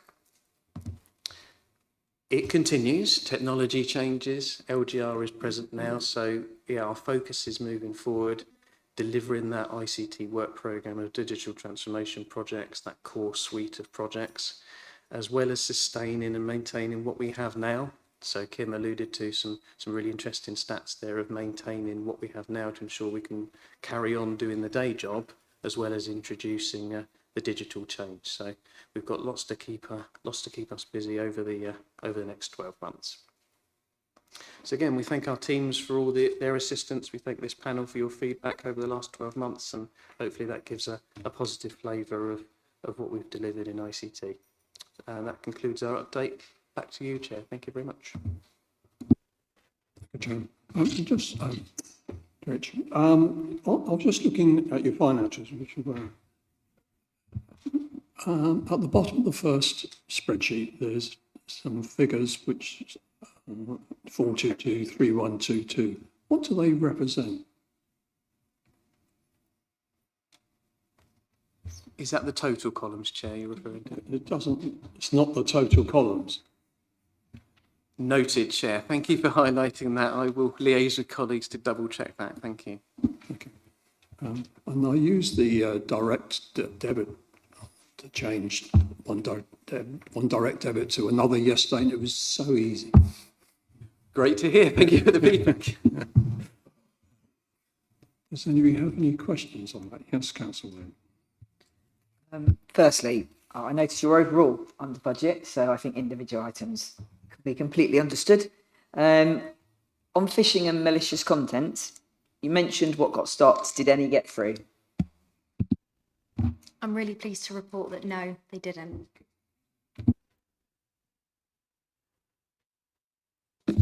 Thank you both. Noted. Lots of work. Moving on to item 7, which is the digital strategy, 25 to 28. And that's the same pairing. We're back again for the hat trick. Yes, thank you very much. So, yeah, both Kim and I are pleased to present the new digital strategy for 25 to 28. Hopefully our submitted report summarises things well, but just to highlight a few points, this new digital strategy is more inward facing and written to support our more outwardly facing transformation and customer strategies. We are mindful of how quickly technology can change and the future of impact of LGR. And I spoke earlier about remaining agile and having those regular strategic review points and having that mindful eye on the future. We will be finalising an action plan that maximises that delivery in the short term with those review points and making use of governance groups. We will have that mindful eye on future procurements. As part of our process, I said we have aligned with other strategies and we have consulted internally with senior leadership colleagues, executive management team, and also looked at what other councils and the private sector are doing in terms of digital trends. We are very confident that the proposed approach to digital is very consistent with what many other organisations are doing, both public and private, and regardless of the potential for change, we do have that confidence that this strategy provides really solid foundations in terms of its principles and goals to take us forward. We are both really grateful for the feedback that this panel has given us over the last few months. We obviously came to you in November, and point 15 of the report hopefully highlights some of that feedback and how we've tried to capture that in the updated strategy. So once again, excited to present it to you, and 2 recommendations, Chair. Thank you.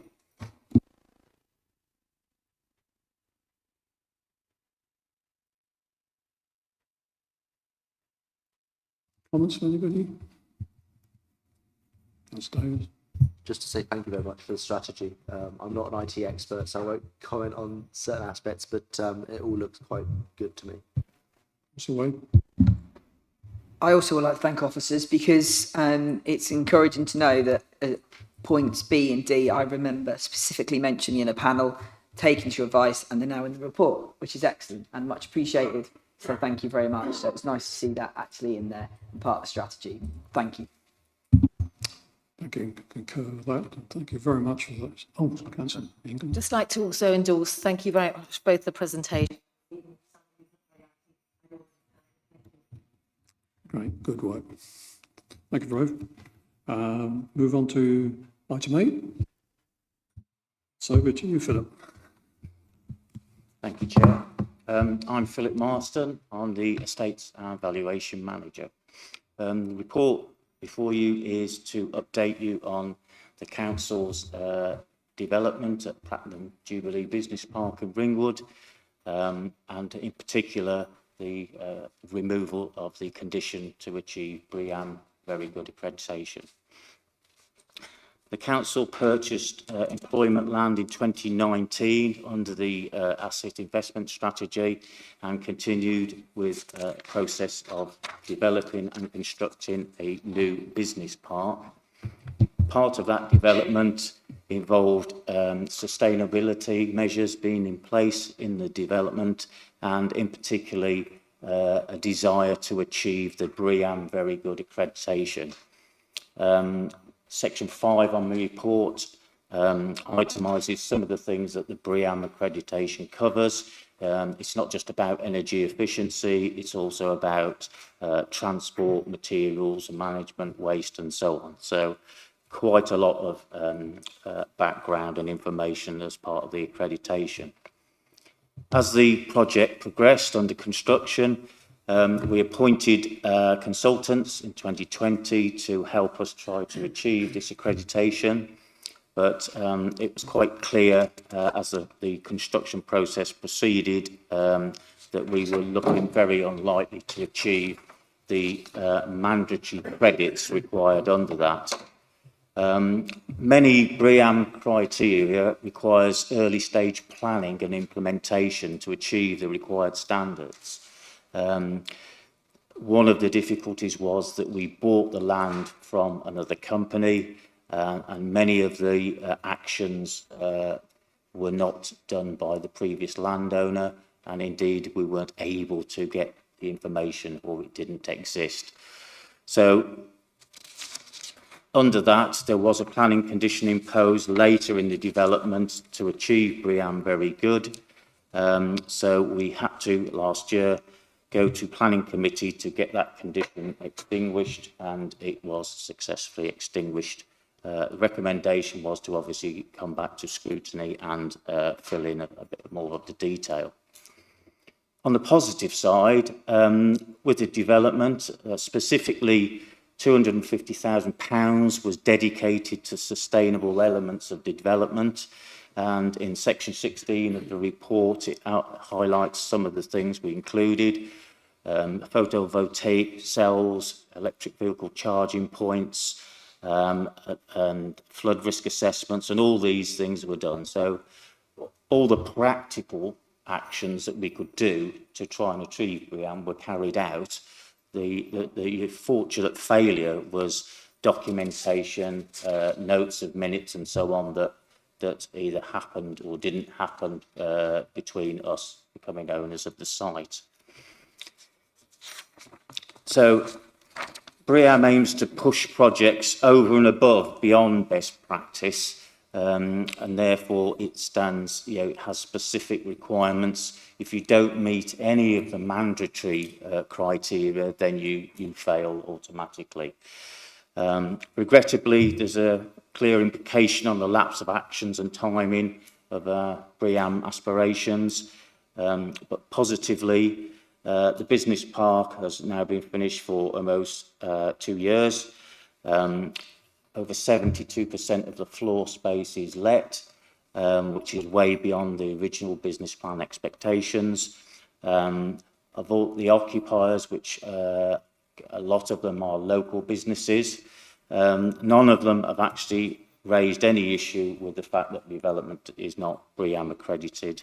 And in fact, the positive of that is the energy performance certification of all the units is either A+, which is the highest grading, A or B. Again, much to the satisfaction of occupiers whose concern is about their energy costs. We've learnt from this a more recent project at Hardley, the construction of the new depot.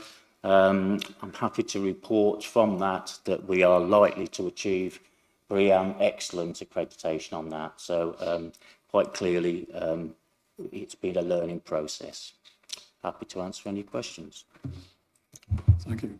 It was like we had to start on page 2 rather than page 1 to be able to get BREEAM.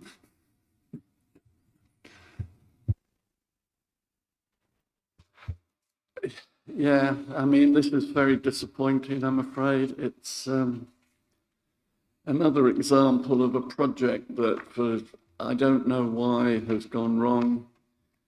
My questions, I suppose, relate around, we purchased this land in June 2019, and yet the business case was not produced, or not approved at least, until September 21, so that's 2 years. I would also like to know why, who decided, who asked for us to go to BREEAM. I mean, what was the motive for that? And who prepared the business case saying that we had to go for BREEAM? I think it's very disappointing, this whole thing. I mean, we're left with no option now. I mean, it's happened.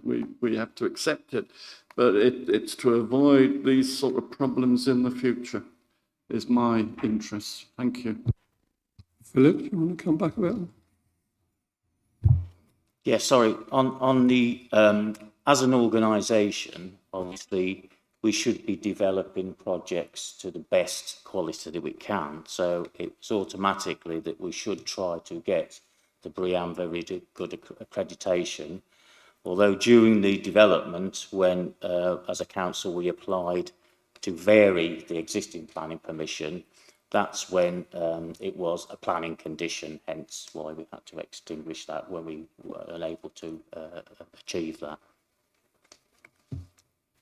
Yeah, if I just offer a comment on the time frame as well. So I think we're pretty much 5 years from the Boris lockdown. I think we all remember it fairly well. So obviously at that time, that did have fairly significant implications in terms of timing and projects and delivery. So, there was a clear break in the process whilst we were actually dealing with the early stages of the pandemic at that stage. But I think what is encouraging, at the point that we got the business case approved, construction's been well within budget. It was delivered within time frame, and as Phil says, we're actually achieving ahead of the original business plan expectations in terms of lettable space.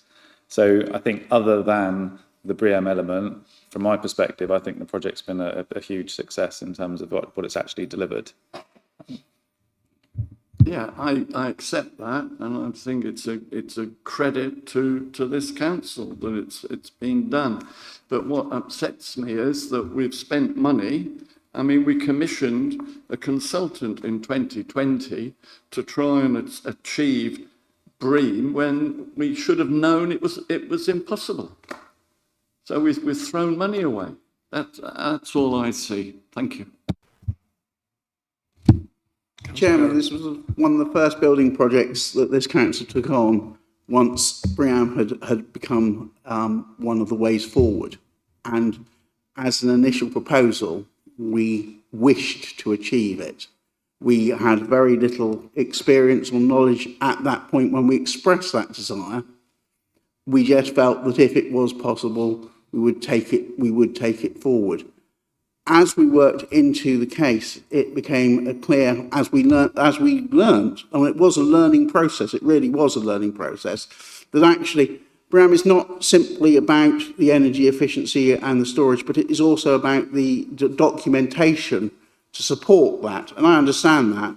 And that's simply the fact that we had purchased a site where already a significant amount of the groundworks had already been undertaken, meant that that documentation was simply not available and we couldn't deliver on it. We did take on a consultant in the hope that we could perhaps reverse engineer and deliver, because we were still keen to deliver on BREEAM, but it became apparent reasonably early on that actually that was simply not an achievable thing. But this council did learn. And I think that's a very important thing, because when we then went on to do hardly a significantly bigger project, we got it right. We delivered on it. We'd learnt our lessons from our very first project, where it was truly a learning curve, and I'm deeply disappointed. I'm still very pleased how we delivered that project, how we went above and beyond with the photovoltaic cells and things like that. We have done an exceptional job on the Platinum Business Park, I think, and anyone who goes there and anyone who operates out of it seems to agree with me. But we learnt from that process. We took on the Hardley project. We've delivered on that. We will not get it right 100% of the time, but when we learn and we deliver in the future, I am very proud of the officers and how they have delivered on the major infrastructure projects that we put forward. Thank you. Councillor Davis. To kind of come back on Councillor Alvey's point, and also the comments made by Councillor Heron, you said the learning experience, Councillor Heron, it still did cost the council money. And you say it's been used to make a success of the Hardley Depot, but the Hardley Depot has still gone over budget. So we need to learn from these mistakes as a council, yes, but mistakes have been made. And if anything, I think the major comment that I can make is councils generally do best when they try not to be too ambitious. And I think councils that look, or at least this council should be looking to be not less ambitious, but more realistic, I think, in some of its aims. So it was laudable to go for to try and get the assessment, but it has cost the council money. And obviously, I don't think Hardley Depot is quite the success story that I think that you're painting. So it was the main learning from this and what we've taken on to future projects, that there is a sort of an audit of the process review, an audit of if we set the ambitious target of having BREEAM, which is a principle I suppose we can all get behind, that actually these are conditions that have to be met, that we have to achieve before getting to the planning meeting and planning process. And these oversights, which have, cost us money and it's been brought to this committee, can be avoided because, and that there are, two people reviewing these and there's an oversight of these situations to mitigate. Again, those are the sort of things that in the document, when you propose such a major development, that I would like to see. So we take that learning and we've got an audit trail and evidence that we followed the process. So we're, again, not trying to sort of resolve something midway through the construction process that, we can't resolve. That was all. Councillor, Thank you very much. Well, obviously, it has been a costly learning process. And this comes down, obviously, to the initial land purchase and not doing due diligence. And actually, when paperwork was missing, the question is, why was the paperwork missing? And hopefully there will be checks and balances for if whatever council does take on another. But also, can I ask, was there any collaborative work with any other councils that have actually had this appetite to develop land in this state before at all? Do we? As background. Chairman, it was a standalone project with this council. So we didn't go to another council who had any other previous experience when we found that we were hitting hurdles and paperwork was missing and it's very complicated when you say that paperwork wasn't missing. The original construction was not obviously done with the intention of creating BREEAM, so there was no need for that paperwork. What we found as we went into construction was, if we wanted to, as I say, it was not when we purchased it, it was a subsequent.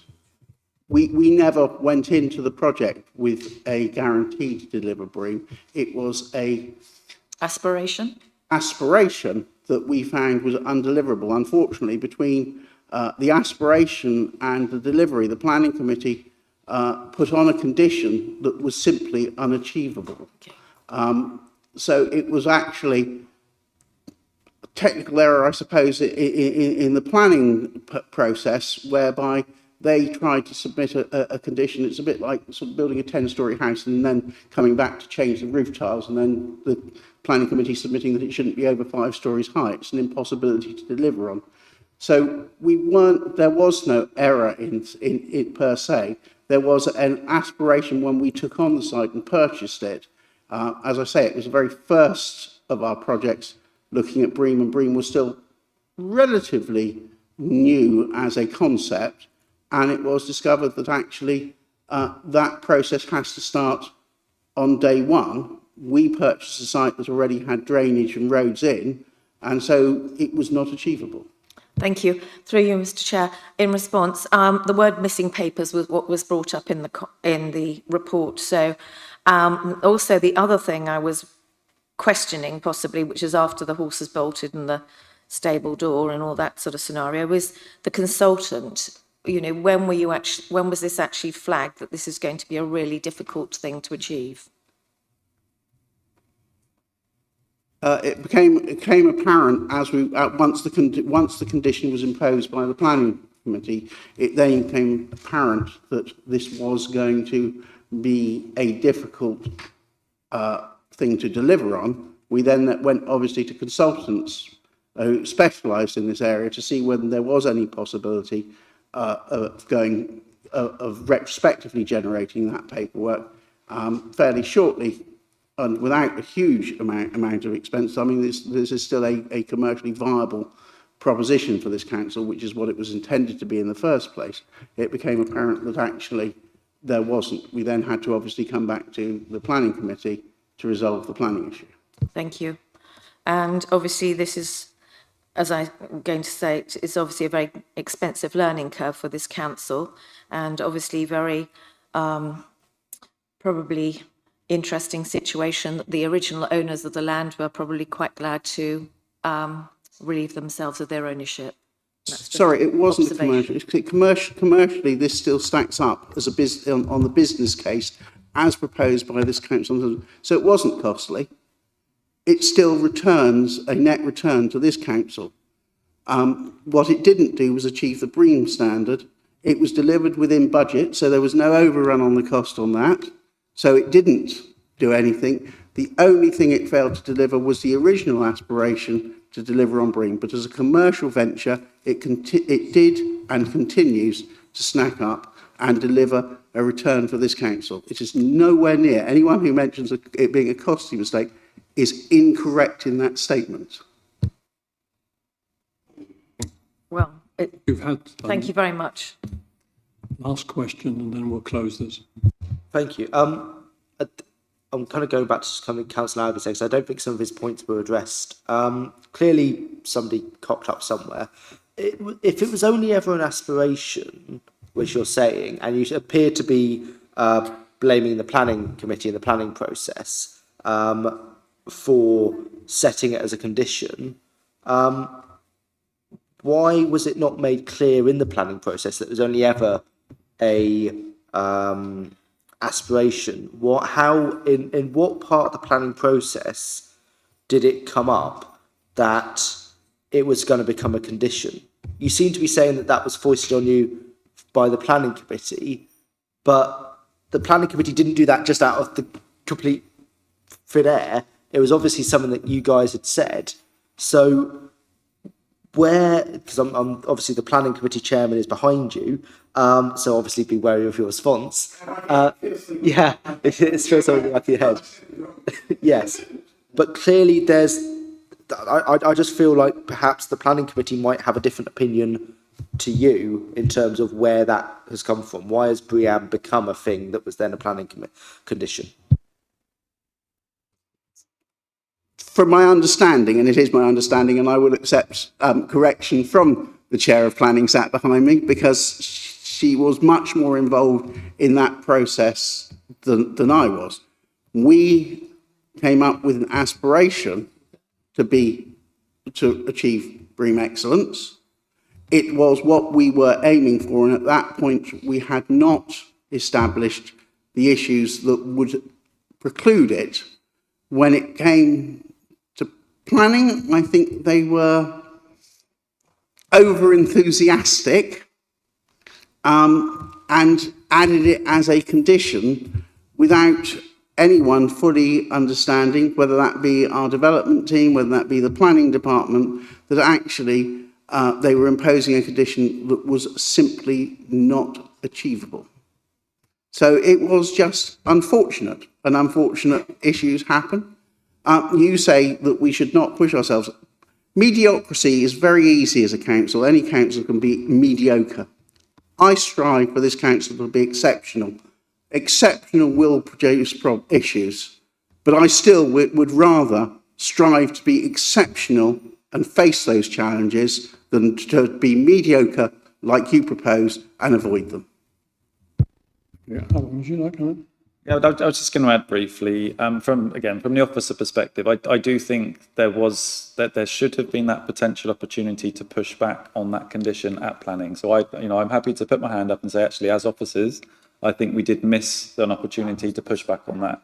But that's where we have the learning that we take from this project, and that's where we've taken that learning and taking it forward in terms of the Hardley project going forward. They're clearly, when you think of the council's values, we're learning, we're ambitious, we want to act fair, and those are things that we have very much taken to board in terms of this project and how things have transpired.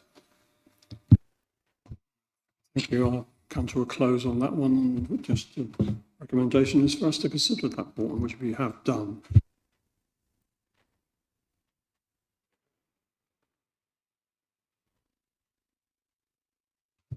Thank you, Chair. Good morning. Sakib Yassin, Performance and Insight Manager. The corporate plan key performance indicators, KPIs, are presented for Q3, covering October 2024 to December 2024. Measure IDs 34 through to 48 only are for consideration today at Resources and Transformation, with other KPIs being presented to their respective panels. The KPIs are integral to our corporate plan 2024 to 2028, and the reporting and accountability framework for these and the commitments set out in the plan are described in our performance management framework. We have had some feedback from presenting the dashboard at previous panels, and you'll note the presentation of the dashboard is different today. The layout has been upgraded as per the recommendations made at panel previously. It's presented in colour, and we would recommend that the dashboard be best viewed on an electronic device. It can then be viewed and zoomed as appropriate. Panels asked us that the data and information be clearer as to which panel the KPIs relate to. So these are now presented with a header for each panel, and the KPIs are then listed below, further organised by the corporate plan priority. I feel the rearrangement of the dashboard has enabled the presentation to fit the page better, and it's presented in a clearer format. Today, data for Q3 is presented for 27 of the KPIs, with 10 marked for consideration at Resources and Transformation. I'll just go through a few of the highlights and things of note for panel. Firstly, starting from our percentage of vacancies filled first time, we have recalculated this measure in line with the definition and rationale that was set as part of the corporate plan. And in doing this recalculation, we have reviewed the measure and seen that it was previously counting open recruitment campaigns. And so this was adversely affecting our results, and revisiting our initial rationale, we have made a recalculation and applied that across all quarters' data. So the dashboards now reflect that, and the performance is above this quarter is above target, and as are the revised figures for quarters 1 and 2. This revision was approved at Executive Management Team in February 2025. In relation to our average number of days sickness absence per employee, although this is still red rated, this has improved from the position last quarter. We continue to take every step to make sure that we are satisfied the sickness absence is genuine, that sickness is reducing, and that we are managing sickness effectively. In gathering the data for this and picking up the narrative around the numbers, we are clear that our HR colleagues are working closely with managers to apply our policies effectively, and seek resolution to any sickness absence. Additionally, HR is fully resourced to support our colleagues in the services and have a business partner approach attached to each service, and training and support has been delivered to ensure that our policies are applied in the most meaningful way. The council budget and housing revenue account figures, although they're preliminary figures, as always, when we present them on the dashboard, our budget position remains strong. Our council tax collection, this is amber with some holiday lets having been transferred from business rates to council tax following valuation office agency determinations. So as that has happened fairly recently, some residents are disputing these decisions, so they will be followed up. In other cases, some collections have been spread through to March, and so we expect, as we pull together Q4 and year-end figures, that we will be on target. Our non-domestic rates collection is above target, and the benefits realisation for ICT investment is performing well, with residual work planned to be delivered in Q4. So we expect those results to be demonstrated, illustrated in the Q4 dashboard. 93% of our annual ICT work programme has been delivered on time and within budget, and the direct debit delivery was reprofiled to enable further transition work with the services. As has been reported previously in the previous item, our ICT incidents are performing well, they're resolved within the SLA, and there was only a 0.16 unscheduled downtime. So the review of the KPIs will be presented as a pack into Cabinet, providing them with all 3 quarters this year. And that gives us a good sense check and gives the Cabinet a good sense check of the progress that we've made as part of our corporate plan commitments. We know that all the KPIs are presented now to their respective panels, and we look forward to bringing back Q4 leading to our end of year report. Happy to take any questions or comments. Thank you. Thank you, Zach. Yes, the layout is much better. I can actually read it now, which you couldn't do before. Can I remind members that we're only talking about items 34 to 44, not deviating from it? I agree, and my first point was going to be that the layout's fantastic. Thank you very much. Very clear now. On item 34 and 36, I think that's the only ones in this one that's to do with it. On a previous item, we saw that the resident insight survey for 2025 has been cancelled. So we're now looking at a potential resident insight survey in 2027, if it's every 2 years, in which case that's 4 years without a resident insight survey, and that will be 4 years effectively until we can actually have a useful KPI on this. I'm not saying that the leader and the finance portfolio holder are getting off lightly, but it does make it a bit difficult for us to scrutinise on those issues on resident satisfaction and stuff to do with the resident survey until then. Are there any plans, I doubt it, but may as well ask, are there any plans to have any sort of holding KPIs to reflect that in the meantime?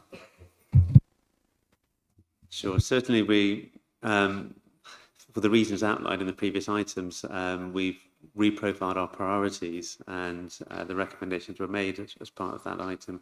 And it's a shame because we're not gathering the resident insight we would like to do.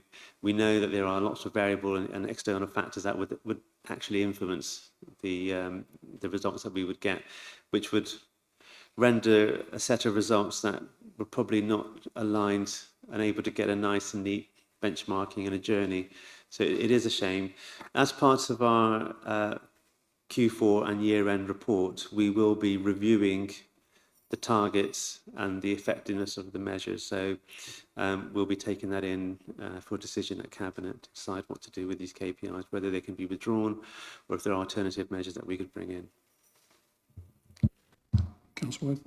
Yeah, Councillor Davies had my point, to be fair. I mean, I think I raised this previously. I thought every 2 years wasn't particularly a strong KPI anyway.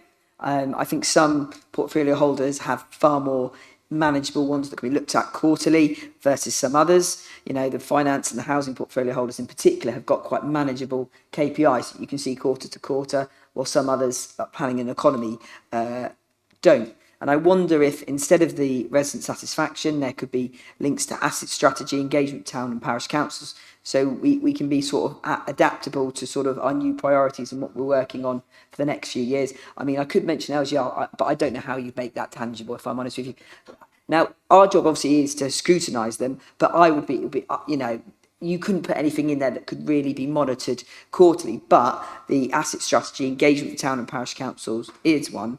My overall view is that obviously we'll have an update in Q4, but there's a lot of annual and only updates in Q1. So there's some bits that just don't get updated regularly, you can't really understand performance, and that's just my concern with the overall KPIs. But and maybe a reference to the local plan as well. But you know, the finance portfolio whole, you've got the key marks there, key measurables, but I would like to see something more in the leaders one related to some things that we've discussed today, please.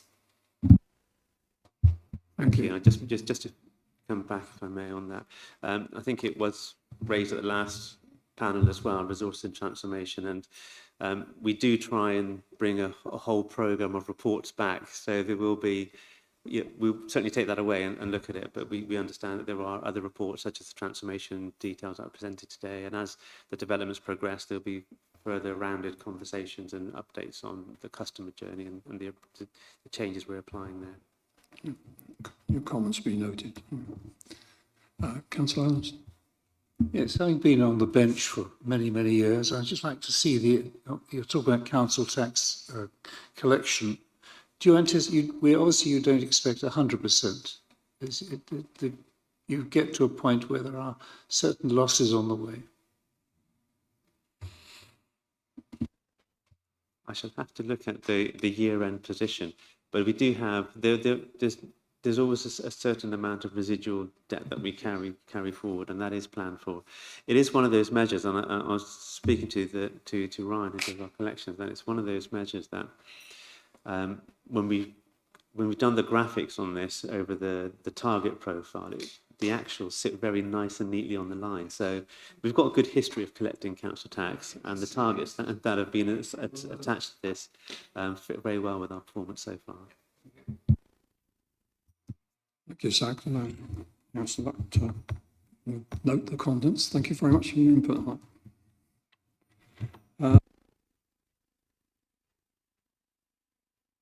Sorry, didn't have my mic on. Leader. Thank you. As you can imagine, I have been very, very heavily involved in devolution and LGR with a huge amount of meetings, Teams meetings and in-person meetings at Hampshire, taking a lot of my time. We have covered an immense amount of work across our Future New Forest programme, which I think you will say is an excellent report. I have been focusing on the request from government that we work with councils on LGR. I'm not going to go over those and rehearse the points, because no doubt we'll be talking about that at council this evening. Also, just to remind you, although it's not in this panel's remit, but it is of utmost importance to our residents, is our new waste rollout. I continue to chair the Waste Programme Board, ensuring oversight of the rollout and the new service and associated operational issues. Yes, we have gone over budget, but the goalposts moved. So I think it's a brilliant service. I know that my residents, particularly because we get a lot of seagull attacks, can't wait for their bins to arrive, particularly as some person has decided to feed the seagulls. So therefore, the seagulls have learnt to pull off the cloths that are put over the black sacks. Not happy, but when the bins come, that will all stop. So although that is a really, really brief overview of what I am doing, I'm quite happy to take questions. Councillor Davis. I'm not going to give a question because we're going to be discussing LGR tonight, but I just want to say thank you for your work on that. Thank you. Wow. Can I have that recorded? It is. Thank you very much. Yeah, I'm very supportive of you doing the, all the work to see where we're ending up. But just for feedback, as Lymington's going to be one of the first rollouts, there's a lot of people that aren't happy in that locality. But we have got good staff, and I have had 25 people that were supposed to be having bins.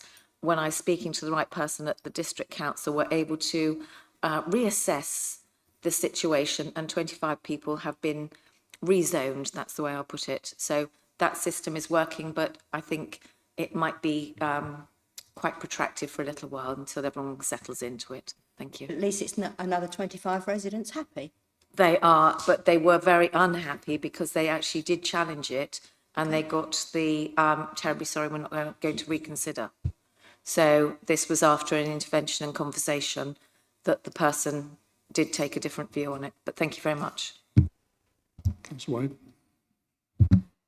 On the peer review, what 3 things did you take from it that you think, okay, this is where I would like to prioritise working as leader? Not the positives, we know they're clear, but what are the 3 learnings that you think as leader that you'd like to take forward from your engagement?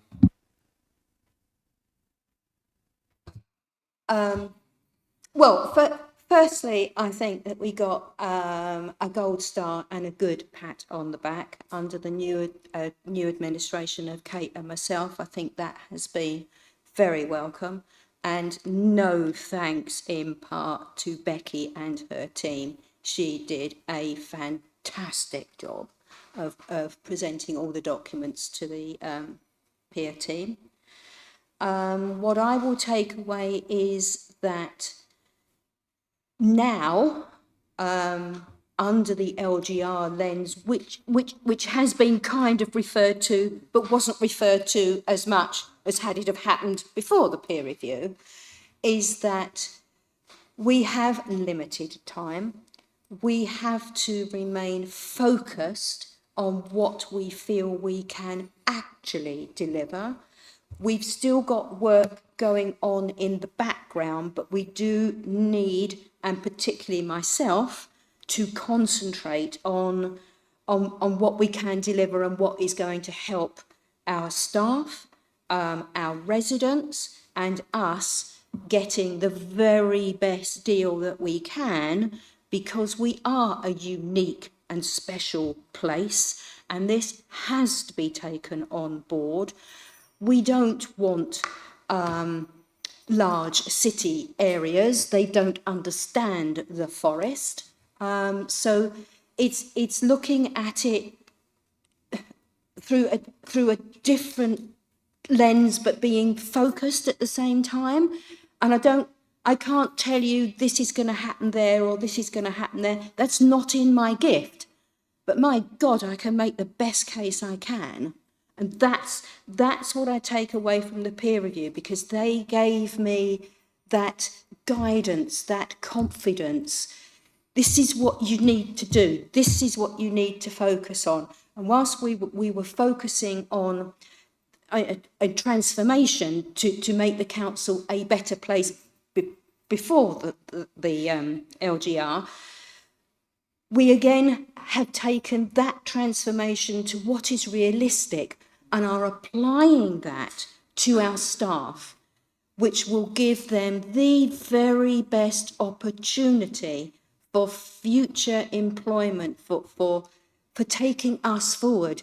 And they are the main criteria who serve our residents, and they carry the reputation of the council. Yes, we as councillors carry it as well, but it's our staff. And we should be so grateful to them, because they're just amazing, absolutely amazing. So those are the kind of things I will take away.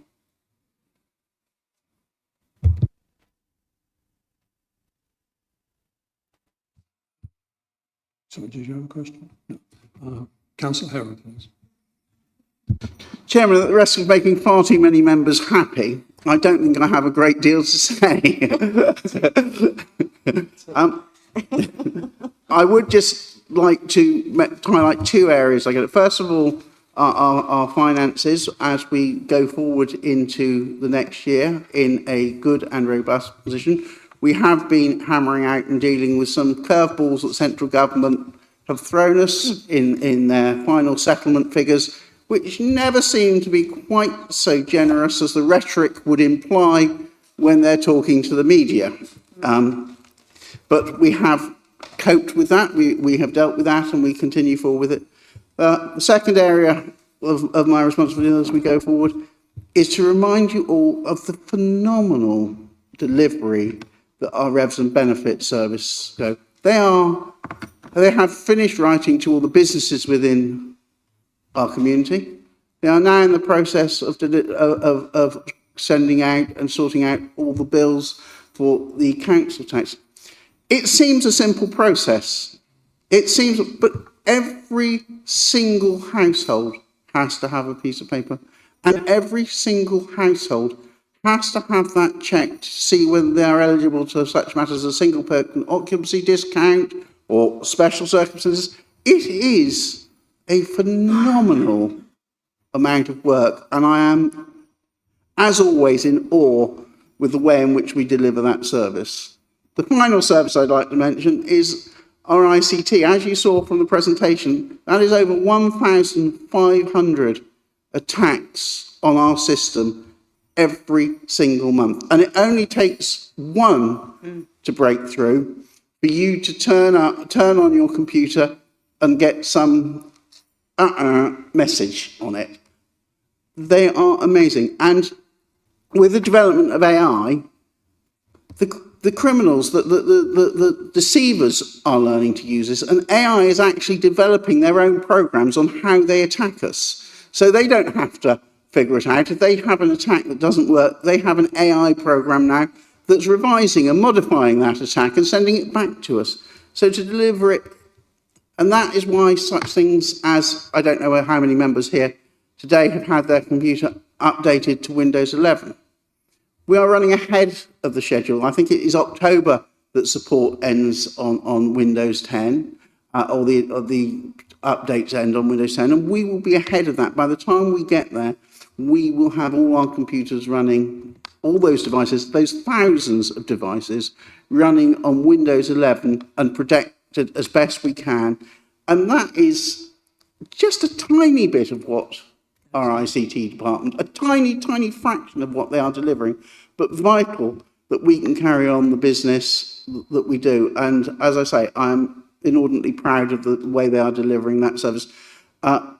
Those of you who are members who are putting in will find there's a few glitches and hiccups, I mean, as we go through and we deliver it, and it is hard work. I mean, it's predominantly, the Windows 11 upgrade is predominantly engineered towards our staff who are either in every day or 3 days in a row or something, and it will put a little bit of a strain on you and make you have to just work a little harder. I hope you'll bear with our ICT staff. They certainly will move around and make changes to accommodate you. And as I say, I'm very pleased with them. And with that, I think I'm happy to take any questions if there are any. Thank you. Well, that was your short one. Councillor Players. Thank you. I always appreciate your updates. In terms of, and this is the question I always ask, obviously the previous government didn't do it. Any inkling that prior to local government reorganisation, there's any sort of hint at a 2-year settlement or a 3-year settlement? Because obviously we're now, we probably will be done in 2028, which is 3 years. You'd hope they'd give us. I assume they haven't. I think that there is absolutely no chance that they will change the settlement given the reorganisation at this time. So no, I don't think we will see it. It would be a nice thing. I admire your optimism for the 2028 deadline. I think that's quite brave of you. And I may well ask you that question later on. Thank you, councillors. Just move on to the last item, which is work programme, and I think you've all seen that and we're happy with that. And with that, I'll close this meeting, and thank you very much for all your attendance and perseverance.